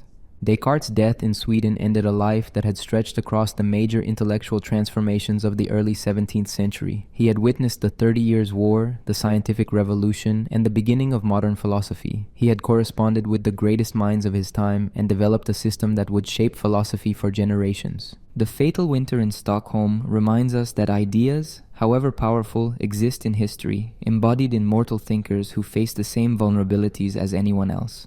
Descartes could doubt the existence of his body philosophically, but he could not escape its frailty physically. The thinking thing that he had proven existed with certainty ceased to think on a frozen February morning, leaving his revolutionary ideas to continue without him. The revolution continues. Spinoza, Leibniz, and Locke respond. Descartes' death in 1650 did not end his influence. If anything, it liberated his philosophy to develop in directions he might never have anticipated. The decades following his death saw an explosion of philosophical creativity as thinkers across Europe grappled with the problems he had raised, adopted his methods, and challenged his conclusions. Three figures in particular, Baruch Spinoza, Gottfried Wilhelm Leibniz, and John Locke, represent different responses to the Cartesian revolution. Baruch Spinoza, born in Amsterdam in 1632, grew up in a world where Cartesian philosophy was intensely debated. Spinoza was trained in the Jewish tradition but was excommunicated from the Amsterdam Jewish community in 1656 for heretical views. He supported himself grinding lenses for optical instruments while developing a philosophical system that would scandalize both Jews and Christians. Spinoza accepted Descartes' demand for rigorous demonstrative philosophy but rejected his dualism completely. Where Descartes saw two fundamentally different substances, mind and body, Spinoza saw only one substance, which he identified with God or nature. Everything that exists is a modification of this single substance. What Descartes called mind and body are not different substances but two attributes, two ways of describing the same underlying reality. This radical monism solved the interaction problem that had plagued Cartesian dualism. Mind and body do not interact because they are not separate things. They are the same thing viewed from different perspectives. When I decide to raise my arm and my arm rises, this is not a mysterious causal interaction between different substances, but a single event described in two vocabularies, mental and physical. Spinoza's philosophy pushed Cartesian rationalism to its limit. He believed that everything follows necessarily from the nature of God with the same inevitability that geometric theorems follow from axioms. There is no divine free will, no human free will, no contingency in nature. Everything that happens must happen exactly as it does. This determinism struck most readers as atheistic, despite Spinoza's identification of God with nature. Spinoza's masterwork, The Ethics, was published posthumously in 1677. It presents philosophy in geometric form with definitions, axioms, propositions, and proofs, realizing Descartes' dream of making philosophy as certain as mathematics. Yet its conclusions were so radical that Spinoza's name became synonymous with atheism and impiety for the next century. Gottfried Wilhelm Leibniz, born in Leipzig in 1646, represented a different response to Descartes. Leibniz was a polymath who made major contributions to mathematics, physics, logic, theology, and philosophy. He invented calculus independently of Newton and developed binary arithmetic that would later prove essential to computer science. His philosophical system attempted to reconcile Cartesian mechanism with Aristotelian teleology. Leibniz admired Descartes' analytical geometry and his demand for clear reasoning, but he rejected Cartesian dualism and many specific Cartesian doctrines. Against Descartes' claim that animals are machines, Leibniz argued that all substances have something analogous to souls. Against Descartes' mind-body dualism, Leibniz proposed that minds and bodies are both made of substances he called monads. Monads are simple, indivisible substances that have no parts and cannot be destroyed except by annihilation. Each monad has perceptions and appetites, a primitive form of consciousness. The universe consists of infinitely many monads, each perceiving the entire universe from its own perspective. What we call bodies are aggregates of monads, and what appear as causal interactions are really perceptions within monads. This raised the interaction problem in a new form. If monads are independent substances that cannot affect each other, how does the universe exhibit coordination and order? Leibniz's answer was pre-established harmony. God created all monads and programmed them, so to speak, to develop in perfect synchronization. When I will to raise my arm and my arm rises, these are parallel developments in different monads that God harmonized from the beginning. This solution was ingenious but struck many as bizarre. It made God into a cosmic choreographer who set up everything at creation so that billions of substances would develop in perfect coordination throughout all time. It seemed to make ordinary causation illusory, yet Leibniz defended it as the only way to preserve both the independence of substances and the apparent order of nature. Leibniz also developed his famous doctrine of possible worlds and optimism. God, being perfectly good and rational, created the best of all possible worlds. Everything that seems evil or imperfect is actually necessary for the greatest overall good. This theodicy, as Leibniz called his justification of God's goodness despite evil, influenced theology but was brutally satirized by Voltaire in Candide. John Locke, born in 1632 like Spinoza, represented yet another response, this time from the empiricist tradition. Locke studied medicine and natural philosophy at Oxford and became involved in politics, serving as advisor to the Earl of Shaftesbury. His essay concerning human understanding, published in 1690, challenged fundamental assumptions of Cartesian rationalism. Where Descartes believed in innate ideas, concepts, and truths present in the mind from birth, Locke argued that the mind begins as a blank slate, a tabula rasa. All ideas come from experience, either from external sensation or from internal reflection on our own mental operations. There are no innate principles, no truths known independently of experience. This empiricism led Locke to reject Descartes' proofs that claimed to demonstrate truths about reality through pure reason. We cannot prove God's existence through analyzing the idea of God, as Descartes' ontological argument claimed. We cannot know the essential nature of substances through rational insight. Knowledge comes from careful observation and experience, not from intuition of clear and distinct ideas. Locke agreed with Descartes that we know our own minds immediately and with certainty. He accepted a version of the cogito, the insight that we know we exist because we are conscious of thinking. But he rejected Descartes' claim that we know mind better than body. We have direct awareness of both our mental states and our bodily sensations. On mind-body dualism, Locke was agnostic. He thought it possible that God might have given matter the power to think without needing to add an immaterial soul. This suggestion was seen as dangerously materialist by many of his contemporaries, though Locke insisted it was merely acknowledging the limits of human knowledge. We do not know enough about matter or mind to rule out the possibility that appropriately organized matter could produce thought. These three thinkers, Spinoza, Leibniz, and Locke, represented three major philosophical movements that developed from and against Cartesian philosophy. Spinoza radicalized Cartesian rationalism, using rigorous geometric method to reach conclusions far more extreme than Descartes imagined. Leibniz tried to synthesize Cartesian and Aristotelian elements into a comprehensive system that preserved divine purpose alongside mechanical explanation. Locke challenged Cartesian rationalism from an empiricist standpoint, arguing that experience rather than reason provides the foundation of knowledge. All three accepted Descartes' framing of fundamental problems even when rejecting his solutions. They agreed that the relationship between mind and body required explanation. They accepted that knowledge needs firm foundations. They took seriously the demand for systematic philosophy built on clear principles. Even their criticisms of Descartes operated within the philosophical framework he established. Beyond these three major figures, Cartesian philosophy influenced countless others. Nicolas Malebranche developed occasionalism as a solution to the interaction problem. Antoine Arnauld defended Cartesian ideas while criticizing specific arguments. Pierre Bayle's historical and critical dictionary subjected Cartesian and anti-Cartesian arguments to withering skeptical analysis. The spread of Cartesian philosophy faced institutional resistance. Universities dominated by Aristotelian scholasticism often banned the teaching of Cartesian ideas. The Catholic Church placed Descartes' works on the index of forbidden books.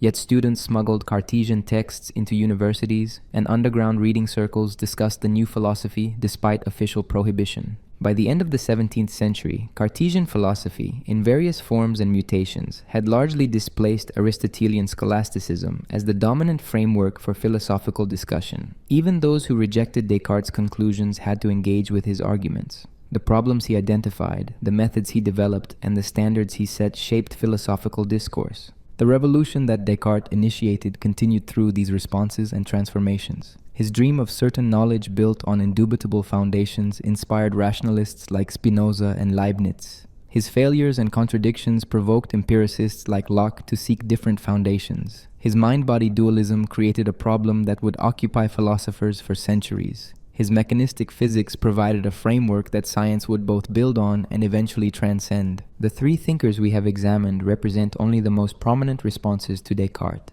Countless others engaged with Cartesian ideas in ways both supportive and critical. The revolution continues because the problems Descartes raised remain live issues. How does mind relate to matter? What can we know with certainty? What role should reason and experience play in acquiring knowledge? These Cartesian questions still structure philosophical inquiry, even as the answers Descartes proposed have been modified, rejected, and replaced. Descartes, today, from neuroscience to the matrix. More than 3.5 centuries after his death, René Descartes remains remarkably relevant to contemporary philosophy, science, and culture. His questions, if not always his answers, continue to shape how we think about consciousness, knowledge, reality, and the relationship between mind and brain. From neuroscience laboratories to Hollywood movies, Cartesian themes persist and evolve. The mind-body problem, Descartes' most enduring philosophical legacy, remains central to philosophy of mind and cognitive neuroscience. Modern neuroscience has thoroughly rejected Cartesian dualism. We now know that mental processes correlate precisely with brain processes. Damage to specific brain regions impairs specific mental functions. Drugs that alter brain chemistry alter consciousness.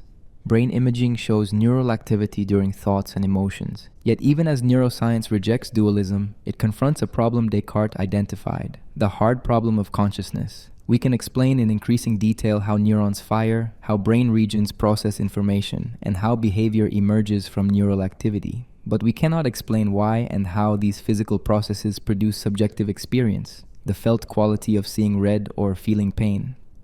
David Chalmers, a contemporary philosopher, distinguished between the easy problems of consciousness, explaining the brain mechanisms that support various mental functions, and the hard problem, explaining why there is subjective experience at all. This hard problem is a descendant of Descartes' observation that consciousness seems fundamentally different from physical processes. We have made enormous progress on the easy problems, but the hard problem remains as puzzling as ever. Some contemporary thinkers have revived forms of dualism, though not Descartes' substance dualism. Property dualism holds that mental properties are real and distinct from physical properties, even if they emerge from physical brain states. This position tries to acknowledge the reality of consciousness without positing immaterial souls. Whether it succeeds or simply relocates the problem without solving it remains debated. Others defend various forms of materialism, arguing that consciousness is nothing but brain activity properly understood. Eliminative materialists claim that our ordinary concepts of mind are radically mistaken and will eventually be replaced by neuroscientific concepts. Identity theorists argue that mental states are identical with brain states. Functionalists define mental states in terms of their causal roles rather than their intrinsic properties. These debates echo Descartes' fundamental question: what is the relationship between the mental and the physical? Contemporary philosophers have vastly more empirical knowledge than Descartes possessed, yet they remain divided on the basic question he posed. Some see this as evidence that the question is ill-formed or unanswerable. Others believe we simply need better theories or more evidence. Descartes' method of doubt has found an unlikely home in popular culture through films like The Matrix. The Wachowskis' 1999 science fiction film presents a scenario remarkably similar to Descartes' evil demon hypothesis. What if reality as you perceive it is actually a computer simulation? What if malicious artificial intelligences have trapped human minds in a virtual world while harvesting their bodies for energy? The film explicitly references Descartes when the protagonist Neo is told he has been living in a dream world and must choose between the comfortable illusion and the harsh truth. The Matrix is essentially a technological version of Descartes' evil demon, systematically deceiving humans about reality. The film dramatizes Descartes' insight that our senses cannot prove whether we are experiencing reality or illusion. Philosophers have embraced the Matrix as a teaching tool because it makes Cartesian skepticism vivid and engaging for students. The film raises questions about knowledge, reality, and experience that are directly descended from Descartes' meditations. It shows that Cartesian thought experiments, far from being merely historical curiosities, address real and persistent puzzles about how we can know anything about the world beyond our own minds. Contemporary discussions of virtual reality, simulation theory, and artificial intelligence all touch on Cartesian themes. If we can create convincing virtual realities, how do we know we are not in one? If consciousness can be simulated in computers, what distinguishes real consciousness from simulation? These are modern versions of questions Descartes posed about dreams, demons, and the reliability of perception. Nick Bostrom's simulation argument proposes that if technological civilizations can create detailed simulations of conscious beings, and if they create many such simulations, then statistically we are more likely to be simulated beings than original beings. This is Descartes' evil demon hypothesis dressed in the language of probability and computer science. It shows how Cartesian skeptical scenarios remain philosophically potent. Descartes' dream of certain knowledge built on indubitable foundations has fared less well. Most contemporary epistemologists reject foundationalism in Descartes' sense. Knowledge does not rest on absolutely certain first principles from which everything else is derived. Instead, knowledge is more like a web of mutually supporting beliefs, with justification being holistic rather than linear. Yet Descartes' emphasis on clarity, rigor, and systematic thinking remains influential. His demand that philosophy meet high standards of logical precision shaped the development of analytic philosophy in the 20th century. His insistence that we should believe only what we have good reason to accept, not what tradition or authority tells us, embodies an intellectual honesty that remains admirable. In artificial intelligence research, Descartes' analysis of intelligence and consciousness raises important questions. If intelligence requires flexibility and the ability to respond appropriately to unlimited novel situations, as Descartes argued, then creating truly intelligent machines requires more than programming fixed responses. Modern AI has achieved remarkable results through machine learning, but whether these systems are genuinely intelligent or merely sophisticated pattern-matching machines remains disputed. The Turing test, Alan Turing's proposal that a machine demonstrates intelligence if it can converse in ways indistinguishable from humans, echoes Descartes' emphasis on language as evidence of thought. Descartes argued that animals lack souls because they lack true language. Contemporary debates about whether large language models like GPT truly understand language or merely manipulate symbols statistically recapitulate this Cartesian theme. Descartes' beast machine theory has been thoroughly rejected, but it anticipated aspects of neuroscience and behavior genetics. We now understand that much animal behavior, and much human behavior too, is mechanistic in the sense of being governed by neural processes that operate according to physical laws.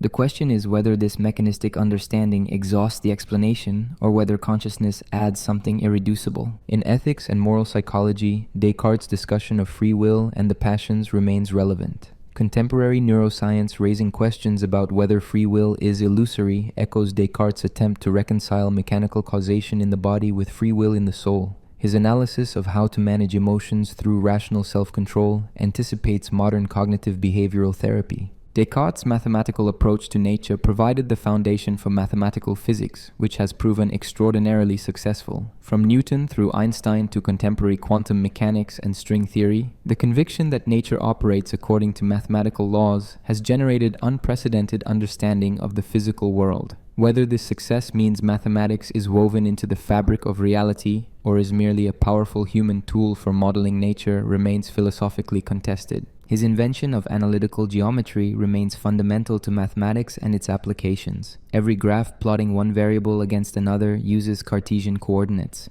Every GPS system calculating positions uses Cartesian coordinate geometry. His unification of algebra and geometry created tools that are now so basic we forget they had to be invented. The specific solutions Descartes proposed to philosophical problems have largely been rejected or heavily modified. Few contemporary philosophers accept his proofs of God's existence, his substance dualism, his theory of innate ideas, his rationalist epistemology, or his mechanical physics in their original forms. Yet the problems he identified and the standards he set continue to shape philosophical inquiry. Perhaps Descartes' deepest legacy is his insistence that individuals can and should think for themselves. His method of doubt embodied the idea that each person must examine beliefs critically rather than accepting them on authority. This intellectual autonomy, this confidence that reason properly used can discover truth, has become foundational to modern culture, even among those who have never heard of Descartes. The Cartesian subject, the thinking self that knows itself with certainty and confronts an external world it must know through reason, has been criticized by many contemporary philosophers. Postmodern thinkers argue that the self is not a given but a social construction. Feminist philosophers argue that Cartesian emphasis on reason over emotion and mind over body reflects problematic gender biases. Yet even these critics operate within a framework that Descartes helped establish. René Descartes wanted to revolutionize human knowledge, to provide absolutely certain foundations for science and philosophy, and to demonstrate the power of human reason. He did revolutionize knowledge, though not in the way he intended. The foundations he proposed have been questioned, modified, and in many cases abandoned. But the problems he raised, the methods he developed, and the intellectual courage he exemplified continue to inspire. From neuroscience to the matrix, from philosophy of mind to debates about artificial intelligence, Descartes' questions remain our questions. The revolution continues because the problems he identified are genuinely hard, perhaps permanently so. And that perhaps is the deepest measure of philosophical greatness.